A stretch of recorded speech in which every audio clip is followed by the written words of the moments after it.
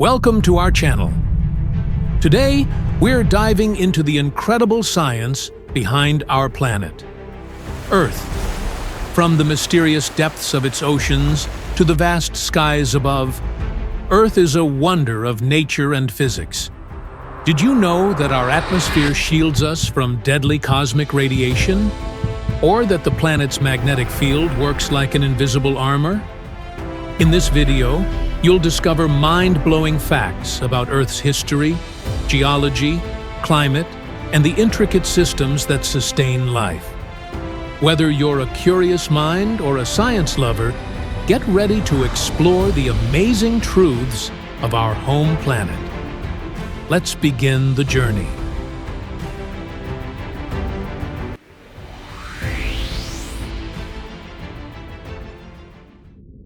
Amid the boundless expanse of the cosmos, one extraordinary planet stands as a haven for life: Earth. It seems as though our planet was tailor-made for us, providing water to drink, food to eat, and air to breathe. Earth is not just our home. It's our lifeline, sustaining every aspect of our existence. But what if I told you that 5 billion years ago, none of this existed? Where Earth now orbits, at the edge of the Milky Way, there was nothing more than a vast, swirling cloud of gas and dust. This is the incredible story of how that unremarkable cloud transformed into the vibrant, life-sustaining planet we call home. To understand the birth of Earth, we turn to experts like astronomer Tom Fleming. With the help of powerful telescopes at places like Kitt Peak in southern Arizona, astronomers have pieced together the fascinating puzzle of Earth's origins. It all starts with a molecular cloud, a colossal collection of gas and dust particles, no bigger than grains of sand or silicon. These clouds, like those captured by the Hubble Space Telescope, stretch hundreds of light-years across the galaxy. They're not like the clouds we see in the skies of Earth. They're ancient remnants, the ashes of long-dead stars. When the first generation of stars in the universe exhausted their fuel, they died in spectacular explosions known as supernovae. These violent events scattered heavy elements, iron, silicon, aluminum, and nickel, into the cosmos, enriching molecular clouds with the building blocks of new stars and planets. Gravity is the silent architect in this cosmic drama.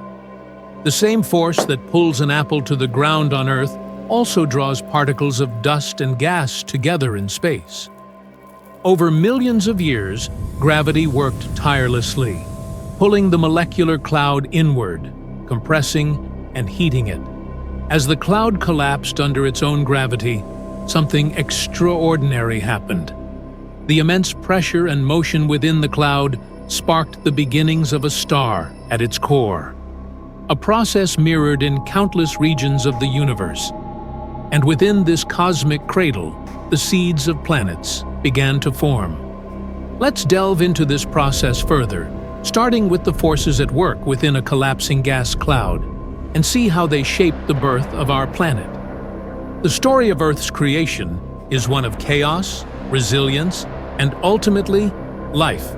Astronomer Tom Fleming's demonstration of spinning with the LED balls vividly illustrates a crucial concept in the formation of planets. By increasing his rotational speed, as he pulls the balls closer to his body, Fleming mimics the behavior of a collapsing molecular cloud. What begins as a vast, slow-turning mass contracts under the force of gravity, causing it to spin faster and faster, a phenomenon called the conservation of angular momentum. In the depths of space, this simple yet profound principle transformed a sprawling cloud of gas and dust into our sun and the surrounding planetary system.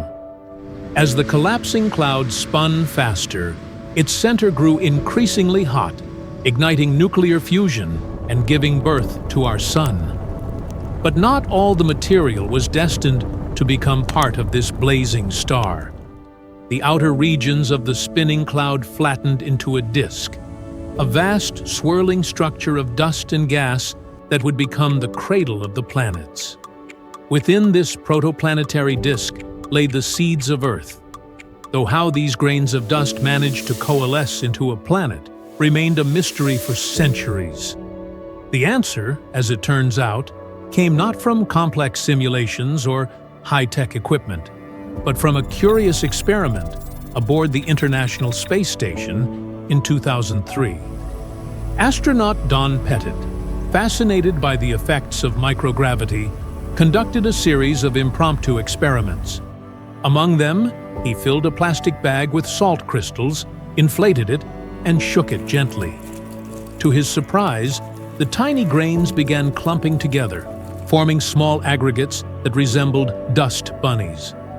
While it seemed like a simple curiosity at the time, this experiment inadvertently unlocked a key to planetary formation. When fellow astronaut Stan Love reviewed the footage, he immediately recognized its significance. In zero gravity, the salt grains behaved differently than they would on Earth, sticking together instead of remaining separate. Love realized that static electricity was at play, a phenomenon we see every day when a balloon sticks to a wall after being rubbed against hair. In the weightlessness of space, particles naturally gained slight electrical charges as they collided, causing them to cling together. This discovery shed light on the earliest stages of planetary formation, revealing how microscopic particles in the protoplanetary disk began to coalesce into larger and larger structures. Imagine the early solar system, a disk of swirling gas and dust, dotted with countless microscopic particles. Over time, these particles clumped together into larger aggregates, forming objects roughly the size of pebbles.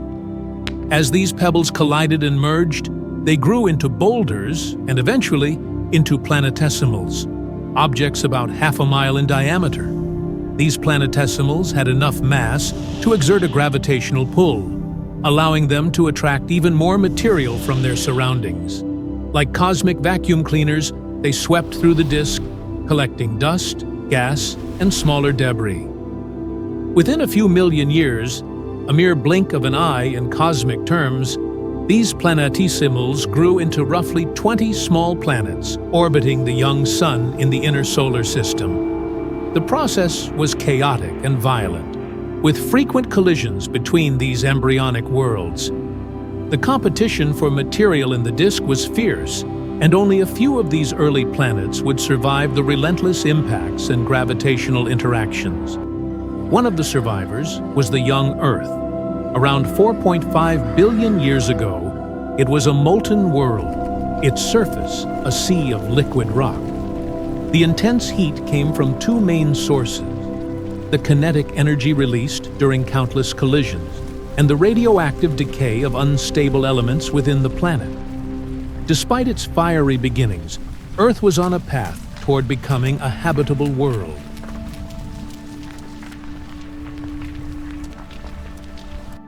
During this time, the young Earth experienced its most defining collision. A Mars-sized object, now referred to as Theia, slammed into the Earth with unimaginable force. The impact ejected a massive amount of material into space, which eventually coalesced to form the Moon. This cataclysmic event not only shaped the Earth's future, but also stabilized its rotation, giving us consistent seasons and tides, factors crucial for the development of life. As the planet cooled, a thin crust formed over its molten interior. Volcanic activity was rampant, spewing gases into the atmosphere and creating a toxic mix of carbon dioxide, ammonia, and methane. There was no oxygen yet, and the surface was still too hostile for life. But deep within this turbulent environment, water began to appear. Some of it likely came from the cooling process of the Earth's interior, while the rest may have been delivered by icy comets and asteroids bombarding the planet. With water came the potential for life.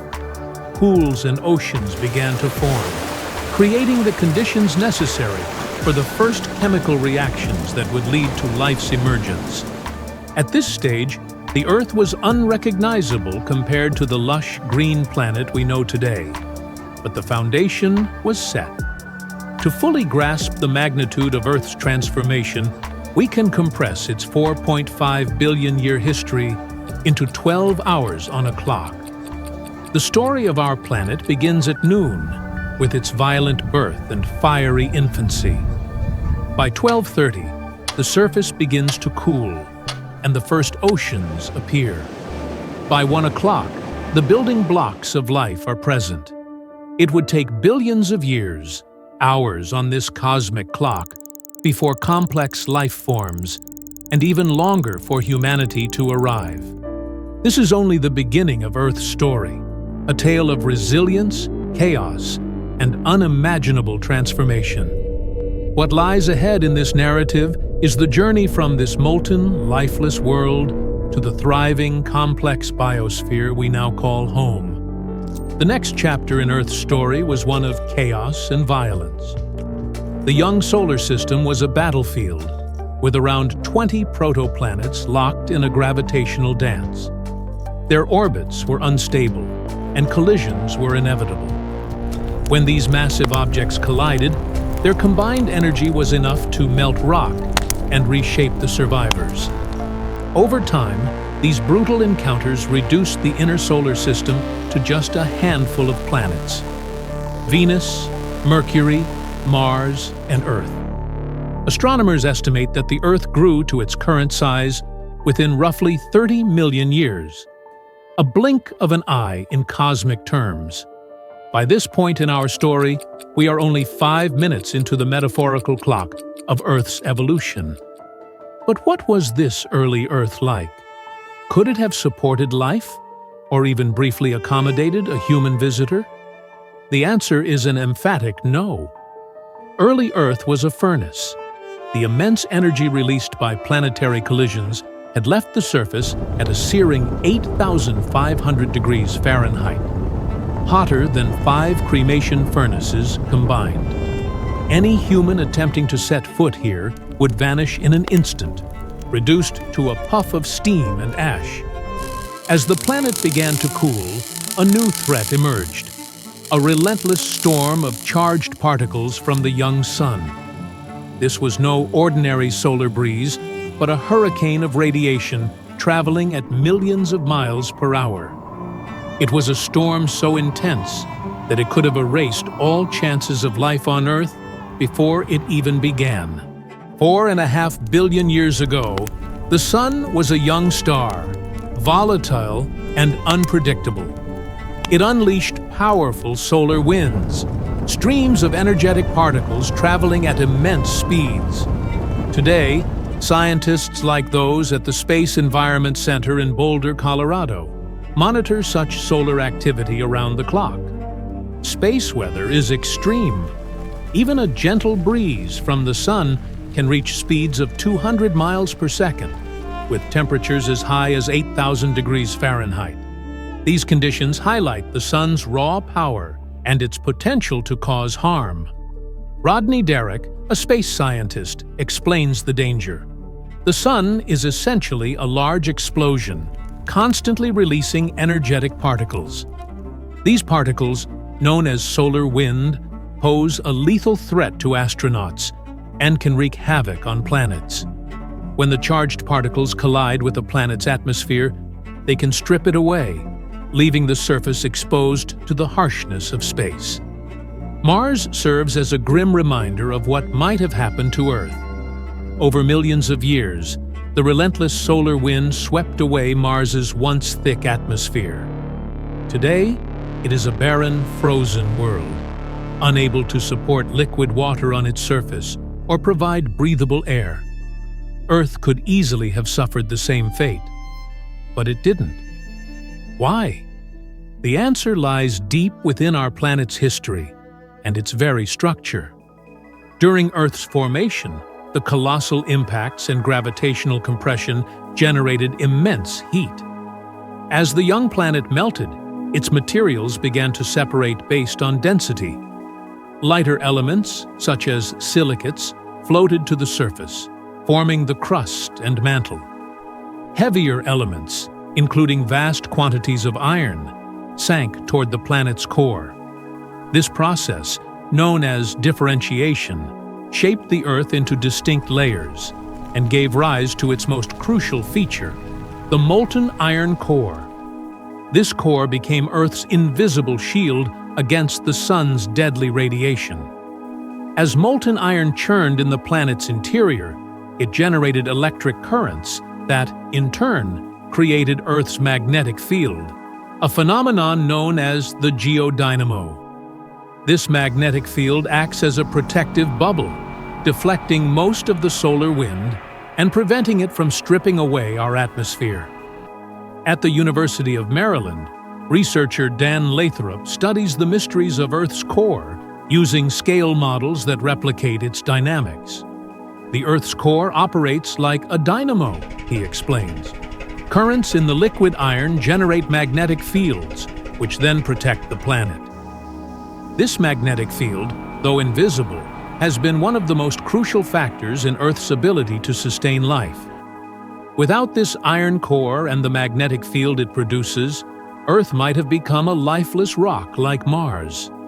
The atmosphere, so vital for moderating temperature and sustaining life, would have been stripped away, leaving our planet uninhabitable. Instead, the Earth's magnetic field deflects solar winds and traps harmful radiation in belts far above the surface, ensuring that life has the opportunity to evolve and thrive. As the Earth's magnetic shield took shape, it set the stage for a planet capable of sustaining life. The intense heat from its formation gradually dissipated, and the surface began to stabilize.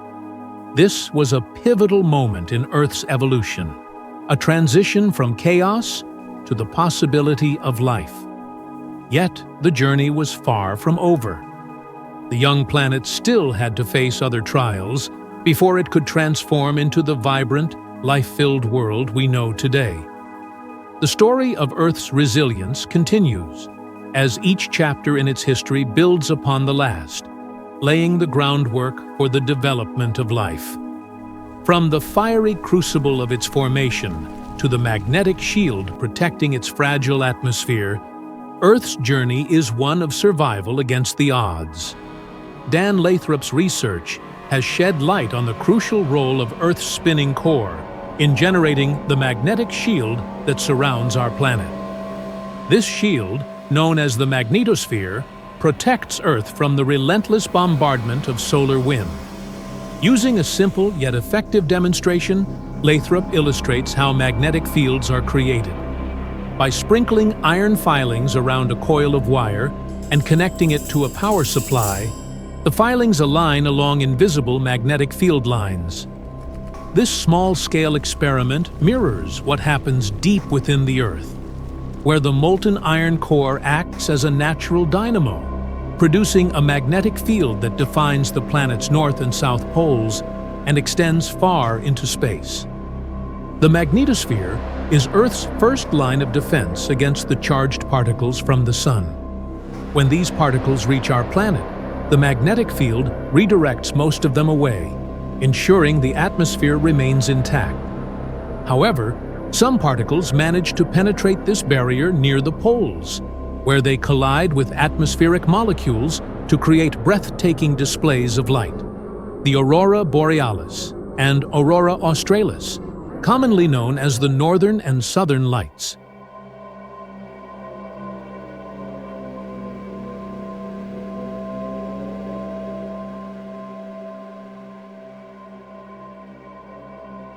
The moon also became an integral part of Earth's story, shaping tides, seasons, and even the rhythms of life on the planet. Its presence is a constant reminder of the chaotic, violent processes that forged our solar system. The story of Earth and the Moon is one of cosmic resilience and transformation. From a fiery collision came not only the stability that Earth needed, but also a satellite that has remained our companion for billions of years. The moon's quiet glow in the night sky tells a tale of destruction and creation, a testament to the forces that shape the planet we call home.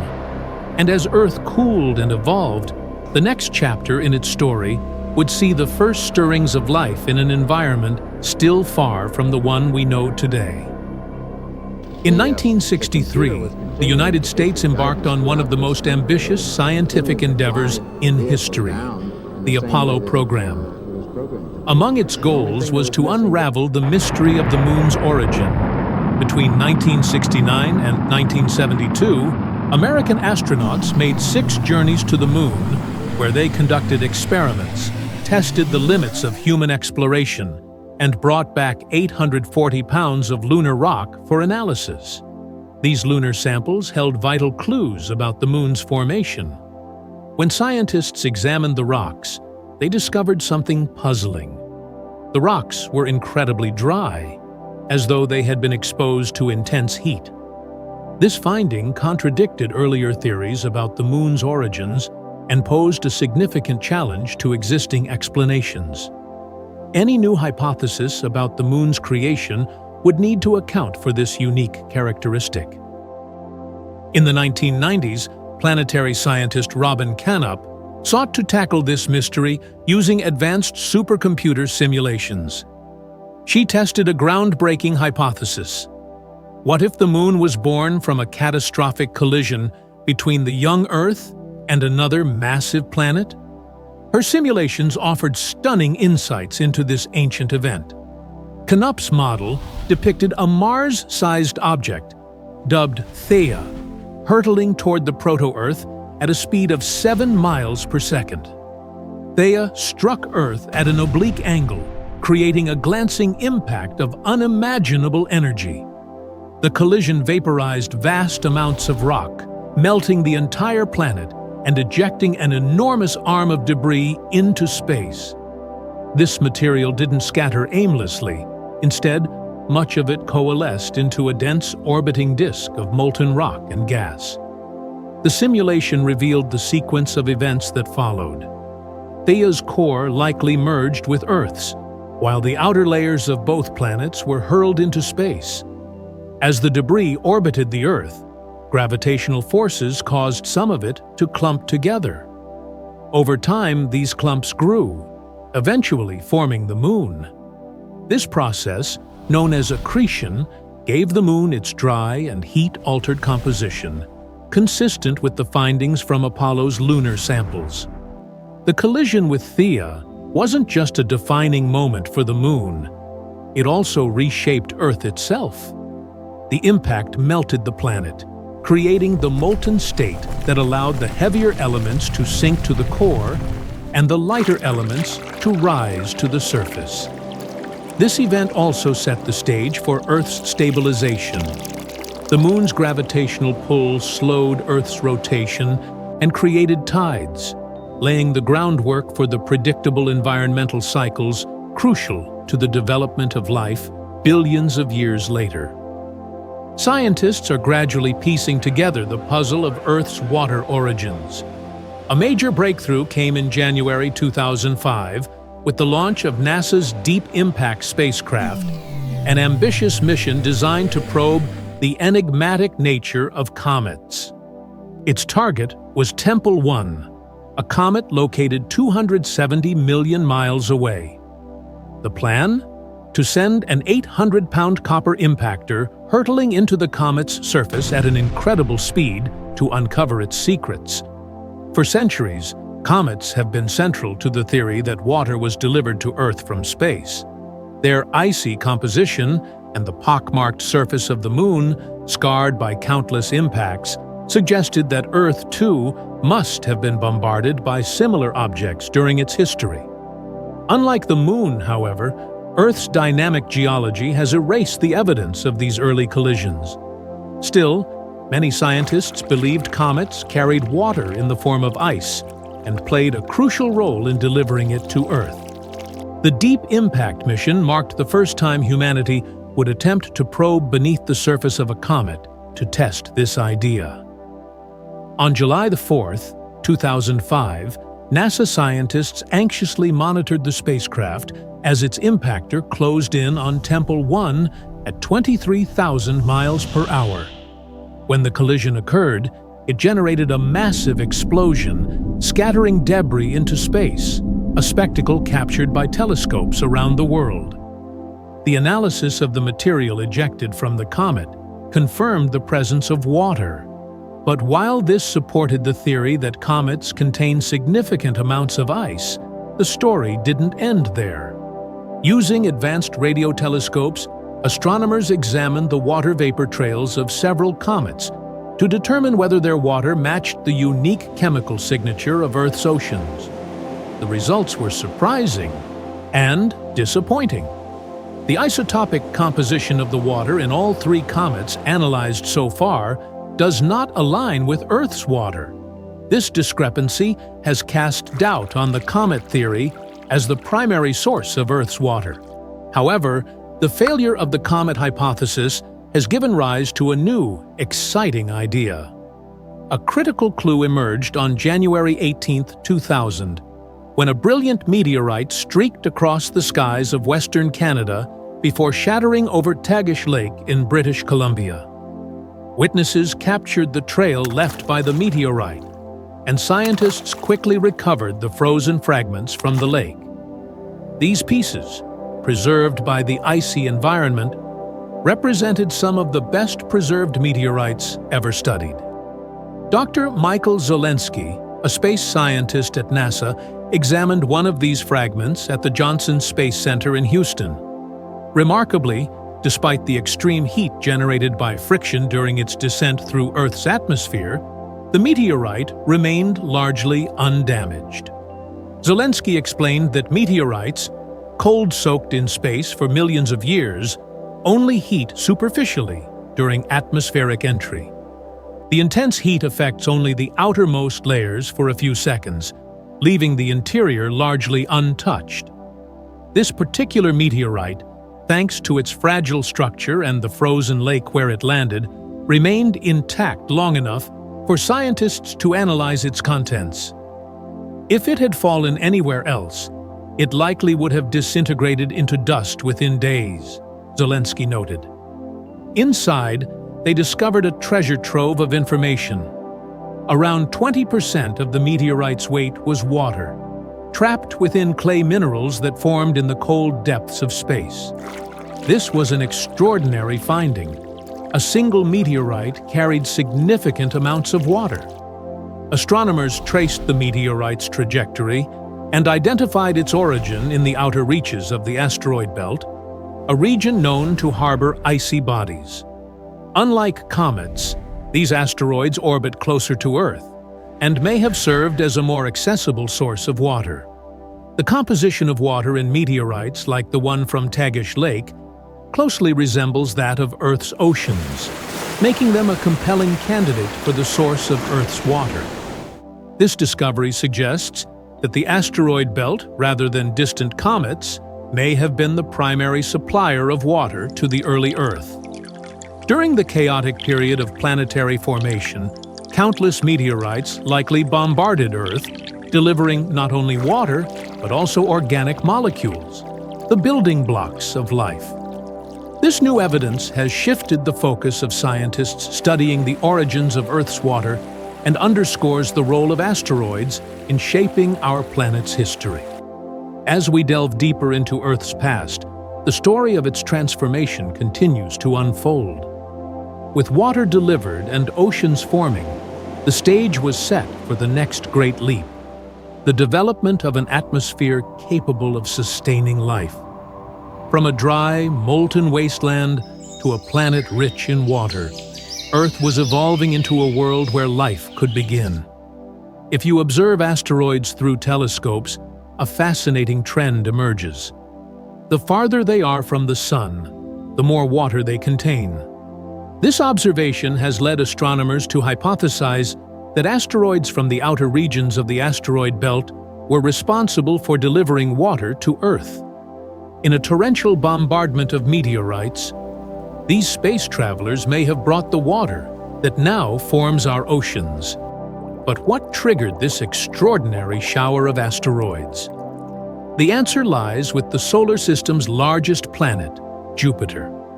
With its immense mass and powerful gravitational pull, Jupiter's influence has been both a sculptor and a disruptor in the solar system. In the distant past, its gravity disturbed the orbits of thousands of asteroids, pulling them out of their stable circular paths into chaotic elliptical trajectories that crossed Earth's orbit. The result? A violent era of impacts as these asteroids collided with Earth. As each asteroid slammed into the planet, it released water trapped within its minerals. Impact by impact, explosion by explosion, this water escaped and began to accumulate, forming the first oceans. While scientists once believed it took hundreds of millions of years for Earth to acquire its water, more recent evidence suggests this process happened much faster, on a geological timescale, almost in the blink of an eye.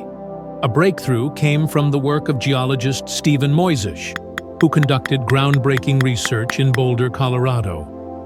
Moisish analyzed some of the oldest rocks on Earth, meticulously grinding them down to extract microscopic crystals known as zircons.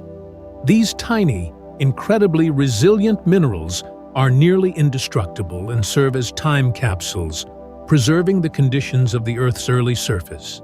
Using an ion microprobe to analyze the oxygen composition within the zircons, Moisish made a startling discovery. These crystals had formed from rocks that could only exist in the presence of water. This finding was a revelation. What was startling, exciting, fun, Moisish remarked, was that these zircons showed not only that things on the Earth's surface had stabilized to within normal conditions, but that water was present. And water was present everywhere.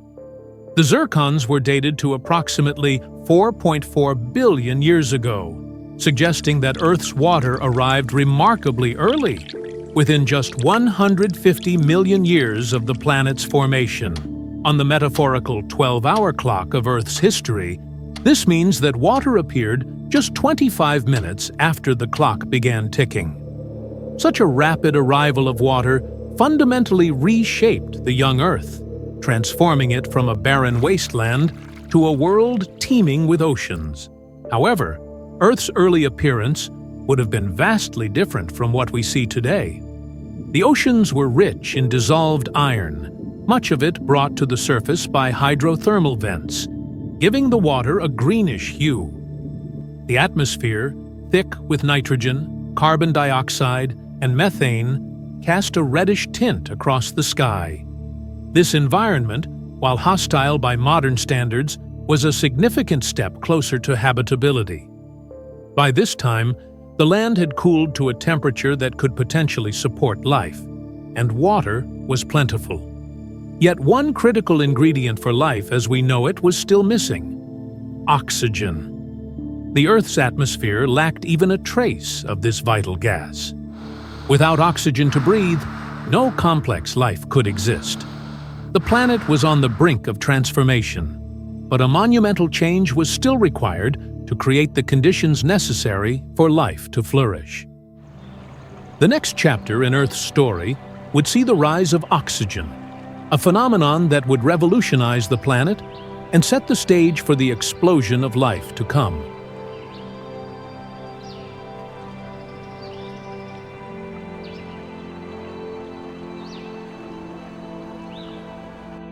Surviving on the early Earth was impossible for humans. 500 million years after its formation, the Earth had cooled significantly and was blanketed with oceans.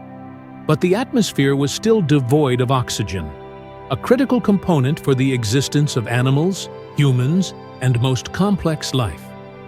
The Earth, while evolving, was not yet ready to host the diverse forms of life we know today. One scientist exploring the origins of Earth's oxygen is geologist Martin van Kranendonk. His journey led him to Shark Bay on Australia's west coast, a UNESCO World Heritage Site teeming with seagrass, dugongs, and dolphins. But van Kranendonk's interest lies not in these modern creatures, but in much older life forms, the stromatolites. These ancient, living structures have been growing in Shark Bay for about 10,000 years, since the end of the last ice age. As the sea level rose, these stromatolites reached their current form, providing a window into Earth's ancient biological processes. Stromatolites are relatively simple organisms. They exist as short pillars or flat mats, composed of blue-green bacteria, also known as cyanobacteria, intermingled with silt. Despite their simplicity, these structures played a monumental role in Earth's history. Cyanobacteria are among the earliest organisms to perform photosynthesis, using sunlight to convert carbon dioxide into oxygen. This process, over billions of years, transformed the Earth's atmosphere, making it hospitable to complex life. It's because of this oxygen production, Van Kranendonk explains, that we have the planet Earth as we know it today, a world where humans, animals, and plants can thrive. But Shark Bay's modern stromatolites are only part of the story. To understand their ancient origins, Van Kranendonk traveled over 1,000 miles north to the Pilbara region, one of Earth's oldest landscapes. The Pilbara feels like stepping into a time machine, transporting visitors back to Earth's earliest days. Hidden within this remote region lies one of the most extraordinary discoveries in the history of science: the oldest fossils ever found. These fossils, secreted away to protect their fragile state, are the ancestors of the stromatolites in Shark Bay. They are remnants of the earliest known life on Earth, dating back 3.5 billion years. Just 1 billion years after the planet's formation. Van Kranendonk reflects on the significance of these fossils. What's remarkable about this outcrop in the Pilbara is that it contains the oldest evidence for life on Earth. We're looking at our great-great-great-great-great-great-grandfathers and grandmothers. These ancient fossilized stromatolites are 15 times older than the dinosaurs, representing life at its most primitive yet profoundly impactful stage. Although the exact origins of life remain a mystery, these fossils suggest that life emerged remarkably quickly after Earth's formation. On the 12-hour clock of Earth's history, stromatolites appeared at approximately 20 minutes to 3. These early cyanobacteria began the slow but transformative process of oxygenating the atmosphere. Over billions of years, this shift allowed for the evolution of more complex life forms, eventually leading to humanity. The stromatolites in the Pilbara reveal an extraordinary truth: life's tenacity and its ability to shape an entire planet. These simple organisms initiated a chain reaction that would culminate in the rich biodiversity we see today. While Earth was still far from resembling the modern world, these early life forms laid the foundation for everything that followed, fundamentally altering the planet and setting the stage for the evolution of complex ecosystems. 3.5 billion years ago, stromatolites began producing oxygen through photosynthesis, seemingly ready to transform the Earth's atmosphere. Yet, for the next billion years, the oxygen levels in the air barely changed. The mystery of the missing oxygen lies hidden in the ancient rocks of Karijini National Park in Australia. These rocks, known as banded iron formations, hold the key to understanding why the atmosphere remained oxygen-poor for so long. Geologists believe these formations owe their existence to stromatolites and a unique set of conditions in Earth's early history. These banded iron formations, explains a geologist, are the product of microbial activity in ancient oceans. They began forming around 2.5 billion years ago, when the Earth was still very young. In those early days, Earth's oceans were rich with dissolved iron. As stromatolites bubbled oxygen into the water, it reacted with the iron, creating iron oxide, essentially rust. This chemical process can be demonstrated in a simple experiment. A flask of water containing iron, similar in color to the early oceans, is pumped with oxygen.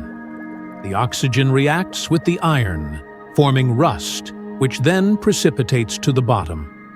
For over 1 billion years, the iron in Earth's oceans consumed nearly all the oxygen that stromatolites produced. The rust settled to the ocean floor, forming layers that would eventually harden into rock. These banded iron formations locked away enormous amounts of oxygen, estimated to be more than 20 times the amount currently in Earth's atmosphere. The formation of these rocks was a slow process, spanning eons. On the 12-hour clock representing Earth's history, the planet formed in the first 8 minutes. By the 25-minute mark, it had cooled and collected water. But it wasn't until nearly 5 hours later, after most of the iron in the oceans had been removed and stored in rocks, that oxygen levels in the atmosphere began to rise. This critical shift happened around 2.5 billion years ago, triggering what scientists call the Great Oxidation Event. Over the next 2 billion years, oxygen levels steadily increased, creating an atmosphere capable of supporting complex life. By 500 million years ago, oxygen reached the levels necessary for animals to thrive. At this point in Earth's history, the planet had water to drink, air to breathe, and temperatures that could support life. If humans could travel back to this time, survival would finally be possible. Yet, life on Earth was still in its infancy. The first animals were only beginning to emerge, and humans were still billions of years away. As our story approaches its conclusion, 11 hours have now passed on the Earth's clock. The remaining minutes encapsulate dramatic events that shaped life as we know it. At 37 minutes to midnight, dinosaurs appear, dominating the planet for millions of years. At 10 minutes to midnight, they are wiped out by a catastrophic event, likely an asteroid impact. Finally, at 19 seconds to midnight, the first humans step onto the stage. It has taken over 4 billion years, but from a chaotic cloud of gas and dust, nature has forged the only safe haven we know in the universe, Earth. This remarkable journey reminds us how rare and precious our planet truly is, a unique home carved from the chaos of the cosmos.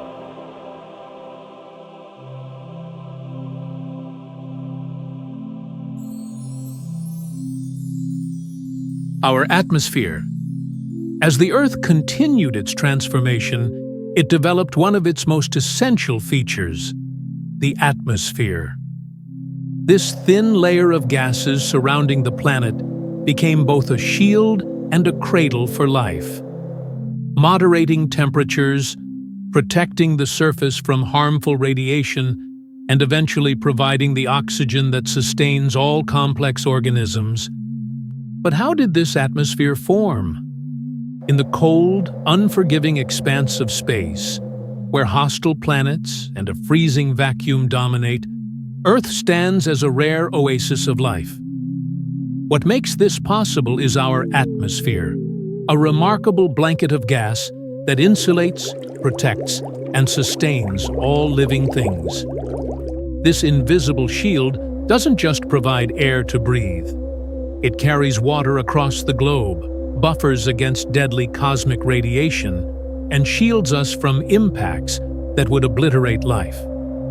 It's time to uncover the layers of wonder that make our atmosphere essential. Down on Earth's surface, we rarely give much thought to the air we breathe. It's unseen, untouchable, and often taken for granted. Yet this thin veil of gases is all that stands between us and the deadly vacuum of space. As one scientist aptly puts it, our atmosphere is more than air. It's our shield, our lifeline. The atmosphere is divided into 5 distinct layers: the troposphere, stratosphere, mesosphere, thermosphere, and exosphere. Each layer becomes thinner and less dense as you ascend, extending for miles above our heads. The exact boundary of the atmosphere depends on interpretation. Some scientists claim it ends at 300 miles above Earth, while others argue it extends into interplanetary space, blending into the region surrounding Mars. Humans live within the troposphere, the closest layer to Earth's surface. Here, the air is thickest and the pressure is greatest, perfectly suited for our biology. Our metabolism, our very chemistry, one researcher explains, is intricately shaped by the conditions of this layer. Yet to truly appreciate the atmosphere's complexity and marvel at its role, we must rise through its layers, from the Earth's surface to the edge of space. On August 16, 1960, Colonel Joseph Kittinger prepared for a record-breaking journey that would take him to the upper reaches of the atmosphere, a world above 99% of Earth's air. This was not an ordinary adventure. It was a groundbreaking military mission to test the limits of the human body under extreme conditions. Kittinger's jump would provide critical data for the burgeoning space race and future high-altitude aviators. The mission relied on a simple but effective vehicle, a helium balloon tethered to an open-sided gondola. It was just an open gondola, Kittinger recalled. A space platform, an elevator as I called it. At 5:30 a.m., after meticulous preparations, Kittinger boarded the gondola. My crew chief asked, "Are you ready?" I said, "I'm ready, let's go." The ascent was smooth, and the balloon quickly rose into the sky. Within 30 minutes, Kittinger reached 29,000 feet, the middle of the troposphere. At this altitude, the air was so thin that each breath contained only a third of the oxygen available at sea level. Breathing from gas bottles connected to his sealed helmet, Kittinger pressed on. The journey to the jump point was far from over. Climbing at 1,000 feet per minute, he ascended through increasingly thin air. By the time he reached 40,000 feet, the pressure suit surrounding his body began to inflate, a reassuring sign that it was functioning properly. Yet, there was a problem. The glove covering his right hand wasn't sealed. I had an option to report the issue, Kittinger later admitted, but I knew they'd abort the mission. I didn't want to risk losing the chance to complete the flight. Kittinger chose to continue. The balloon rose steadily, eventually reaching 102,800 feet, a record-breaking altitude in the mid-stratosphere. At this height, the temperature had plunged to 67 degrees below zero, and the air pressure was less than 1/100th of what it was at sea level. For an unprotected human, this environment would be lethal within seconds. After 89 minutes of ascent, the balloon stalled, signaling the end of Kittinger's climb. It was time to begin his journey back to Earth. Standing at the edge of the gondola, Kittinger was ready. I had made this jump 1,000 times in my mind, he said. Every step, every movement, I had rehearsed over and over. Before stepping off, Kittinger offered a silent prayer and activated the onboard cameras. Then, with a small hop, he leaped from the gondola into the void. In an instant, he was free-falling toward Earth. During the descent, Kittinger reached speeds of over 600 miles per hour, plummeting through the stratosphere. His specialized suit protected him from the frigid temperatures and the crushing forces of acceleration. As he descended, the atmosphere gradually thickened, slowing his fall and cushioning the final leg of his journey. When Kittinger finally landed, he had completed one of the most extraordinary feats in human history. His leap from the stratosphere demonstrated not only the resilience of the human body, but also the incredible role of the atmosphere in protecting life. Without it, Earth would be as lifeless as the moon, and journeys like Kittinger's would be unthinkable. The story of our atmosphere is a testament to its power and significance. It is more than just air, it is the invisible force that has shaped our planet and made life possible. As we continue to explore its layers and uncover its secrets, we are reminded of its profound importance to our existence. As Colonel Joseph Kittinger plunged through the stratosphere, he was struck by an extraordinary realization. You can't tell that you're going fast. You can't tell anything, he recalled. Gazing upward, he saw the balloon that had carried him appear to shoot into space. Then it hit him. The balloon wasn't moving. It was Kittinger, hurtling toward Earth at a breathtaking speed. For 16 miles, he fell through the thin air, which provided almost no resistance. At his peak, Kittinger reached an astonishing speed of 614 miles per hour, nearing the speed of sound. After a record-breaking freefall lasting 4 minutes and 36 seconds, he deployed his main parachute, drifting safely to the desert floor below. "We were just elated," Kittinger reflected after his successful descent. "There were a lot of people who said we couldn't do it, and we proved that we could." His mission wasn't just a testament to human endurance and ingenuity. It also offered a rare glimpse into the incredible atmosphere that makes life on Earth possible. For Kittinger, returning to the ground felt like a blessing. It was a relief to be back on the planet we love so much, a planet with an atmosphere we can live in daily. Kittinger's record-breaking jump underscored the indispensable role of Earth's atmosphere, a mix of gases that we often take for granted. This thin veil surrounding our planet doesn't just provide air to breathe. It regulates temperature, protects us from harmful radiation, and enables life to thrive. Astronomer David Grinspoon reminds us of the rarity of Earth's atmosphere. "The more we learn about planets," he explains, "the more we realize that they're all individuals. As far as we know now, Earth's atmosphere is completely unique." Indeed, explorations of our solar system have revealed just how unusual Earth truly is. From telescopes to space probes, scientists have uncovered a vast diversity of atmospheres, none quite like ours. On icy Uranus and Neptune, near-frozen gases sweep across their surfaces in unrelenting winds.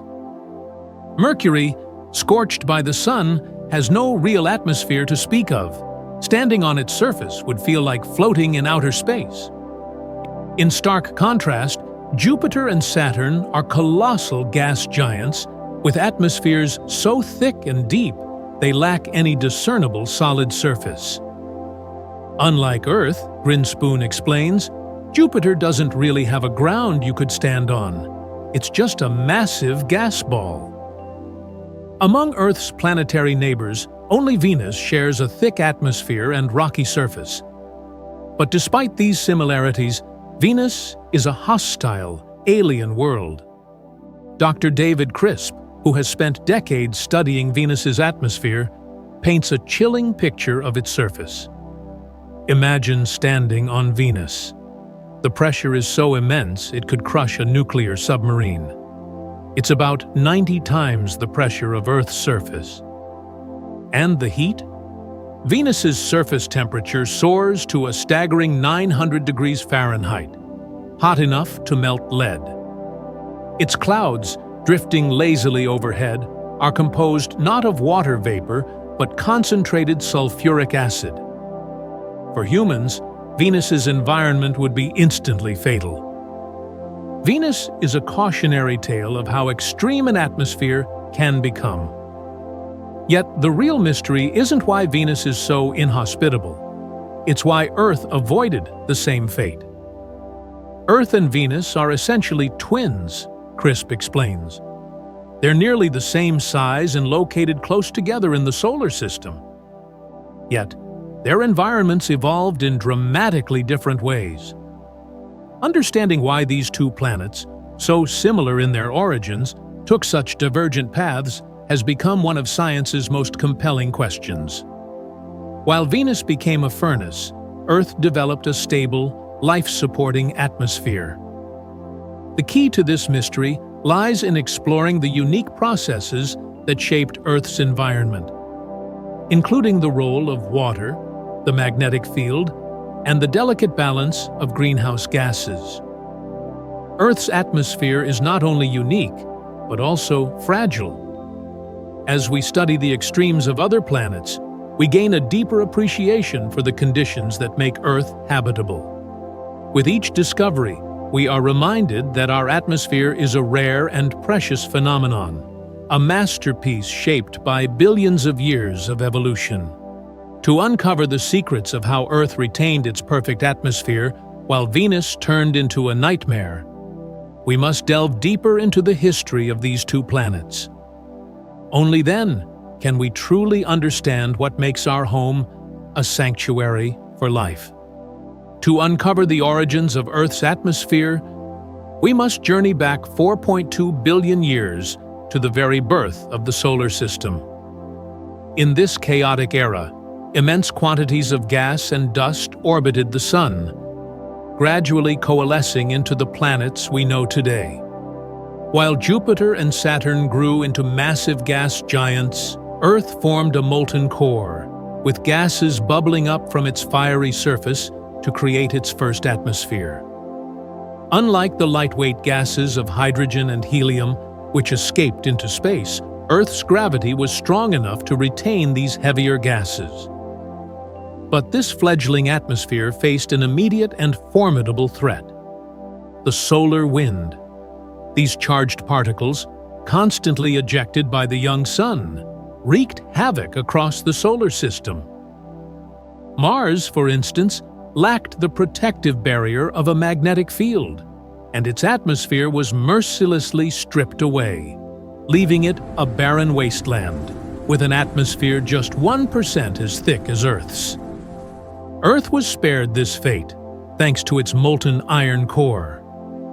The core generated a magnetic field that deflected the solar wind, preserving the fragile layer of gases enveloping the planet. However, this early atmosphere was nothing like the one we breathe today. It was a dense mix dominated by carbon dioxide, a greenhouse gas that traps heat. On Venus, carbon dioxide remains the primary component of the atmosphere, creating a runaway greenhouse effect that has superheated the planet to a hellish 900 degrees Fahrenheit, boiling away its water long ago. So why didn't Earth share Venus's fiery destiny? According to planetary scientist David Crisp, it all came down to a cosmic accident. If Earth had kept all its original atmosphere, it likely would have turned out like Venus, Crisp explains. But that didn't happen. We were the beneficiaries of an incredibly lucky break. This break came in the form of a colossal impact about 4.2 billion years ago. At the time, the solar system was a chaotic swarm of planetesimals, Mars-sized bodies orbiting the Sun in unstable trajectories. One of these, a massive protoplanet, collided with Earth in a violent event that not only blasted away much of Earth's dense, carbon dioxide-heavy atmosphere, but also created the Moon. This monumental collision defined Earth's atmospheric evolution, allowing it to escape Venus's fate. In the aftermath of the impact, Earth's atmosphere was reduced to a mixture of molten and vaporous rock, remnants of the collision. Over millions of years, this material condensed and settled, paving the way for a new atmosphere to emerge. Volcanoes played a crucial role in this transformation, spewing nitrogen, carbon dioxide, and water vapor into the air. Meanwhile, icy comets bombarding the planet delivered additional water, drop by drop, building Earth's first oceans. Despite these changes, the air still lacked one vital ingredient: oxygen. For the first half of Earth's history, the atmosphere contained only greenhouse gases like methane and carbon dioxide. Oxygen, the gas essential for most life today, was conspicuously absent. This changed around 2.5 billion years ago, when cyanobacteria, a humble, microscopic organism, began to flourish. Cyanobacteria are unique in their ability to produce oxygen through photosynthesis, using sunlight to convert carbon dioxide and water into energy, with oxygen as a byproduct. As these microbes spread across the planet's oceans, they released increasing amounts of oxygen into the atmosphere. Dr. Janet Seifert of Rice University highlights the significance of this transformation. Cyanobacteria are the only organisms capable of producing oxygen at the scale necessary to change an atmosphere. Over time, their numbers grew enough to make oxygen a permanent fixture in Earth's air. This pivotal moment, known as the Great Oxidation Event, fundamentally transformed Earth. The buildup of oxygen not only made the atmosphere breathable for future organisms, but also reacted with other gases, stabilizing the climate and enabling the evolution of complex life. What began as a chaotic mix of gases billions of years ago gradually evolved into the life-sustaining atmosphere we know today. This transformation was driven by chance collisions, volcanic eruptions, and the tenacity of tiny microbes, an intricate interplay of forces that turned Earth into a sanctuary for life. Oxygen's rise in the atmosphere was a transformative moment in Earth's history, a force so powerful that it upended the natural order and reshaped life itself. As oxygen began to dominate, everything had to adapt to this new world. The initial impact was felt in the oceans. Oxygen reacted with dissolved iron, creating rust that settled to the seafloor in massive deposits. These deposits became the banded iron formations that now serve as ancient geological records. On land, oxygen's influence turned soil and rock a rusty red as it reacted with surface minerals. Only after these materials had absorbed as much oxygen as they could did the gas begin to accumulate in the atmosphere, setting the stage for dramatic changes. Oxygen's arrival paved the way for the evolution of complex life. With higher oxygen levels, animals could sustain faster metabolisms, unlocking new evolutionary possibilities. Complex animals could have much higher metabolisms because of the sheer potential that oxygen provided. One scientist explains, "This abundance of energy fueled a shift from single-celled organisms to diverse and complex multicellular life. Plants, too, began contributing to oxygen production through photosynthesis, a process they inherited from cyanobacteria. A very ancestral primitive plant cell engulfed a cyanobacterium," explains a biologist, "and instead of digesting it, the cyanobacterium became an organ within the plant. To this day, every molecule of oxygen released by plants traces its origin to cyanobacteria, the ancient pioneers of oxygen production. As oxygen solidified its place in the atmosphere, Earth's unique mix of gases was complete. This air not only sustains life, but also sculpts the planet's terrain and shapes its habitats. However, the atmosphere's contributions extend beyond oxygen. It also plays a critical role in transporting water. As we ascend through the atmosphere, we encounter another vital component: water. The constant motion of air circulates water vapor around the globe, fueling weather systems that shape life on Earth. These movements, driven by the sun's energy, are both destructive and life-giving. Violent storms may flood fields and topple buildings, but without this circulation, the land would be parched and barren. The sun drives atmospheric motion by heating the Earth unevenly. Solar energy warms the equator more than the poles, creating temperature differences that set air in motion. Warm air near the equator expands and rises, while colder, denser air near the poles sinks. This movement creates global air currents that transport heat and moisture across the planet. Marty Ralph, a researcher at NOAA, tracks these patterns using the revolutionary science on a sphere simulator. Here, we can see surface temperatures, Ralph explains. The reds and oranges mark warmer areas near the equator, while blues and greens show cooler polar regions. Watching this, we see warm air moving northward, cold air shifting southward, and the seasonal changes. Without this atmospheric circulation, the planet's climate would be radically different. The poles would be 45 degrees Fahrenheit colder, locked in eternal ice, while the equator would be 25 degrees Fahrenheit hotter, scorched by relentless heat. Vast deserts like the Sahara and Mojave would expand unchecked. And northern cities like London and Boston would face permanent winters. It is the movement of the atmosphere that redistributes heat and prevents these extremes, creating the temperate, livable conditions we experience today. The atmosphere's circulation also drives dramatic weather events. As air moves across the rotating Earth, it twists into hurricanes that batter coastlines with fierce winds and rain. Rising moist air generates towering clouds that discharge lightning bolts, superheating the air to a staggering 18,000 degrees Fahrenheit. Rain falls as the air cools, replenishing the land with water carried from the world's oceans.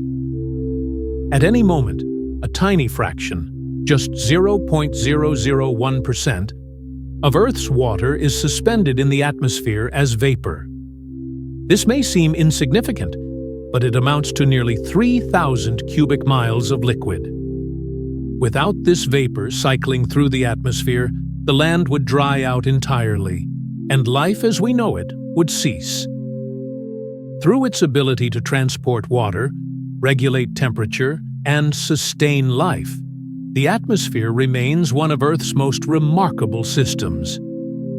It is an ever-moving force that shapes the weather, nourishes ecosystems, and makes our planet a haven in the vastness of space. Storms play a crucial role in Earth's atmospheric balance. By reducing the temperature differences between the poles and the equator, they redistribute heat, creating the rain and snow essential for ecosystems and human life. Among the most remarkable weather phenomena are newly discovered atmospheric rivers, massive channels of water vapor that flow through the skies. Atmospheric rivers, as described by researcher Marty Ralph, are narrow bands of hurricane-force winds that can stretch thousands of miles. These rivers in the sky carry immense quantities of water vapor, up to 3 times the volume of the Mississippi River. They deliver nearly half the annual rainfall to parts of the American Pacific coast, replenishing vital water supplies. However, when they linger over an area for extended periods, the result can be catastrophic flooding. Heavy winds, lots of water vapor, and a storm track that isn't moving fast. It all adds up to a big flood, Ralph explains. Despite their significance, atmospheric rivers remain challenging to predict. They form over vast oceans where weather data is sparse. For instance, a forecast might predict heavy rain in Northern California, but the same river could shift northward and deliver that rain to Canada instead. A dramatic difference that underscores the need for better data. To close this knowledge gap, Ralph and his team conduct research flights directly into these rivers. Using specialized equipment, they measure temperature, wind speeds, and humidity within these high-speed conveyor belts of water vapor. These rivers often form ahead of cold air masses, and transport moisture from the oceans to the coasts at speeds of up to 100 miles per hour. When the water-laden air encounters mountains, it rises, cooling and shedding its moisture as rain or snow. These rivers are narrow but incredibly powerful, Ralph notes. They account for 90% of the water vapor transport in the global atmosphere at mid-latitudes. His research has tracked seasonal patterns in the river's movements, but accurately forecasting floods will require more comprehensive data. Ralph envisions fleets of robotic drones continuously monitoring atmospheric conditions over the oceans, measuring changes in wind, temperature, and water vapor to improve predictions. There's growing evidence that climate change may be intensifying atmospheric rivers. We're starting to see that the more intense rivers are becoming more frequent in certain parts of the world, Ralph explains, and this will contribute to increased flooding. These changes are part of a broader transformation in Earth's climate and atmosphere, driven by human activity. Deserts are expanding, rainforests are drying out, and weather patterns are becoming increasingly erratic, all due to shifts in the chemical makeup of the atmosphere. While natural fluctuations in atmospheric gases have occurred throughout Earth's history, human activity has dramatically accelerated these changes. Factories, homes, vehicles, and planes release vast quantities of greenhouse gases, particularly carbon dioxide, CO2, into the air. Over the past 2 centuries, atmospheric CO2 levels have risen to unprecedented heights, amplifying the greenhouse effect. For now, Earth's natural systems have absorbed much of this excess carbon dioxide. Oceans, especially the North Atlantic, have acted as enormous carbon sinks, pulling nearly 55% of CO2 emissions out of the atmosphere. But these safety valves are nearing their limits. The North Atlantic has absorbed a tremendous amount of carbon dioxide, Ralph notes, but it's almost completely saturated. It's like a bottle of soda. If you warm it up even slightly, it will fizz and release CO2 back into the air. As oceans reach their saturation points, their ability to buffer climate change diminishes, leaving the atmosphere to bear the brunt of rising CO2 levels. If CO2 emissions continue unabated, Earth will face a dramatic rise in global temperatures. Projections suggest the planet's average temperature could increase by as much as 7 degrees Fahrenheit by the end of the century. Such a rise would have far-reaching consequences. Melting polar ice caps, rising sea levels, intensified storms, and shifting weather patterns that could destabilize ecosystems and human societies alike. The atmosphere, once a delicate balance of gases that nurtured life, is now in flux, strained by human activity. Atmospheric rivers, once vital for delivering water, may turn into harbingers of destruction, while natural carbon sinks fail to keep pace with the growing emissions. To secure a livable future, humanity must act swiftly to curb emissions and protect the fragile balance of our atmosphere. Earth's atmosphere has evolved over billions of years to become the life-supporting system we rely on today. Now, its fate, and ours, rests on our willingness to adapt and mitigate the impacts of our own actions. The atmosphere, with its unique blend of gases, is vital to life on Earth. Its delicate balance sets our planet apart from others in the solar system, shielding us from radiation and stabilizing our climate. Yet, as we ascend beyond the turbulent clouds and winds of the troposphere, we enter an alien world, a realm of extreme temperatures and thinning air that, while deadly to humans, is essential for protecting life below. We live within a thin layer of the atmosphere called the troposphere, which extends roughly 40,000 feet above Earth's surface. This is where weather happens, Winds, rain, snow, and storms dominate. Above the troposphere lie layers of cold, dry air that seem inhospitable but are critical to shielding Earth from cosmic radiation and solar winds. Despite its dangers, the upper atmosphere remains a frontier of exploration, where scientists like John Powell and his team of balloon engineers venture to uncover its mysteries. Powell's team has spent nearly 3 decades probing the atmosphere's higher reaches, conducting over 90 launches to explore this vast alien environment. Sometimes we run into phenomena we can't explain, Powell says. It's like entering a foreign world. Their ultimate goal is ambitious: to reach space using balloons or airships, offering an alternative to rocket-based space travel. Officially, space begins at 62 miles above Earth's surface, marking the boundary where the atmosphere thins into the vacuum of space. On a tabletop globe, this would appear as thin as a coat of varnish. Yet, in reality, Earth's atmosphere stretches much farther, gradually fading into the exosphere. Earth's atmosphere is divided into distinct layers, each defined by changes in temperature. Beyond the troposphere lies the stratosphere, a calm, stable zone where temperatures increase slightly due to the absorption of solar radiation by the ozone layer. This stability makes it an ideal region for high-altitude balloons and long-duration flights. Above the stratosphere, the mesosphere plunges to frigid temperatures of -50 degrees Fahrenheit, making it the coldest part of the atmosphere. Yet, this layer plays a critical role in burning up meteoroids, protecting Earth from countless cosmic impacts. Beyond this lies the thermosphere, where solar radiation causes temperatures to soar as high as 4,500 degrees Fahrenheit. Despite this extreme heat, the air is so thin that it would feel cold to a human, because there are too few particles to conduct heat effectively. Finally, at the edge of the atmosphere lies the exosphere, a nearly infinite expanse where air molecules are so sparse they rarely collide. The exosphere is incredibly high, Powell notes.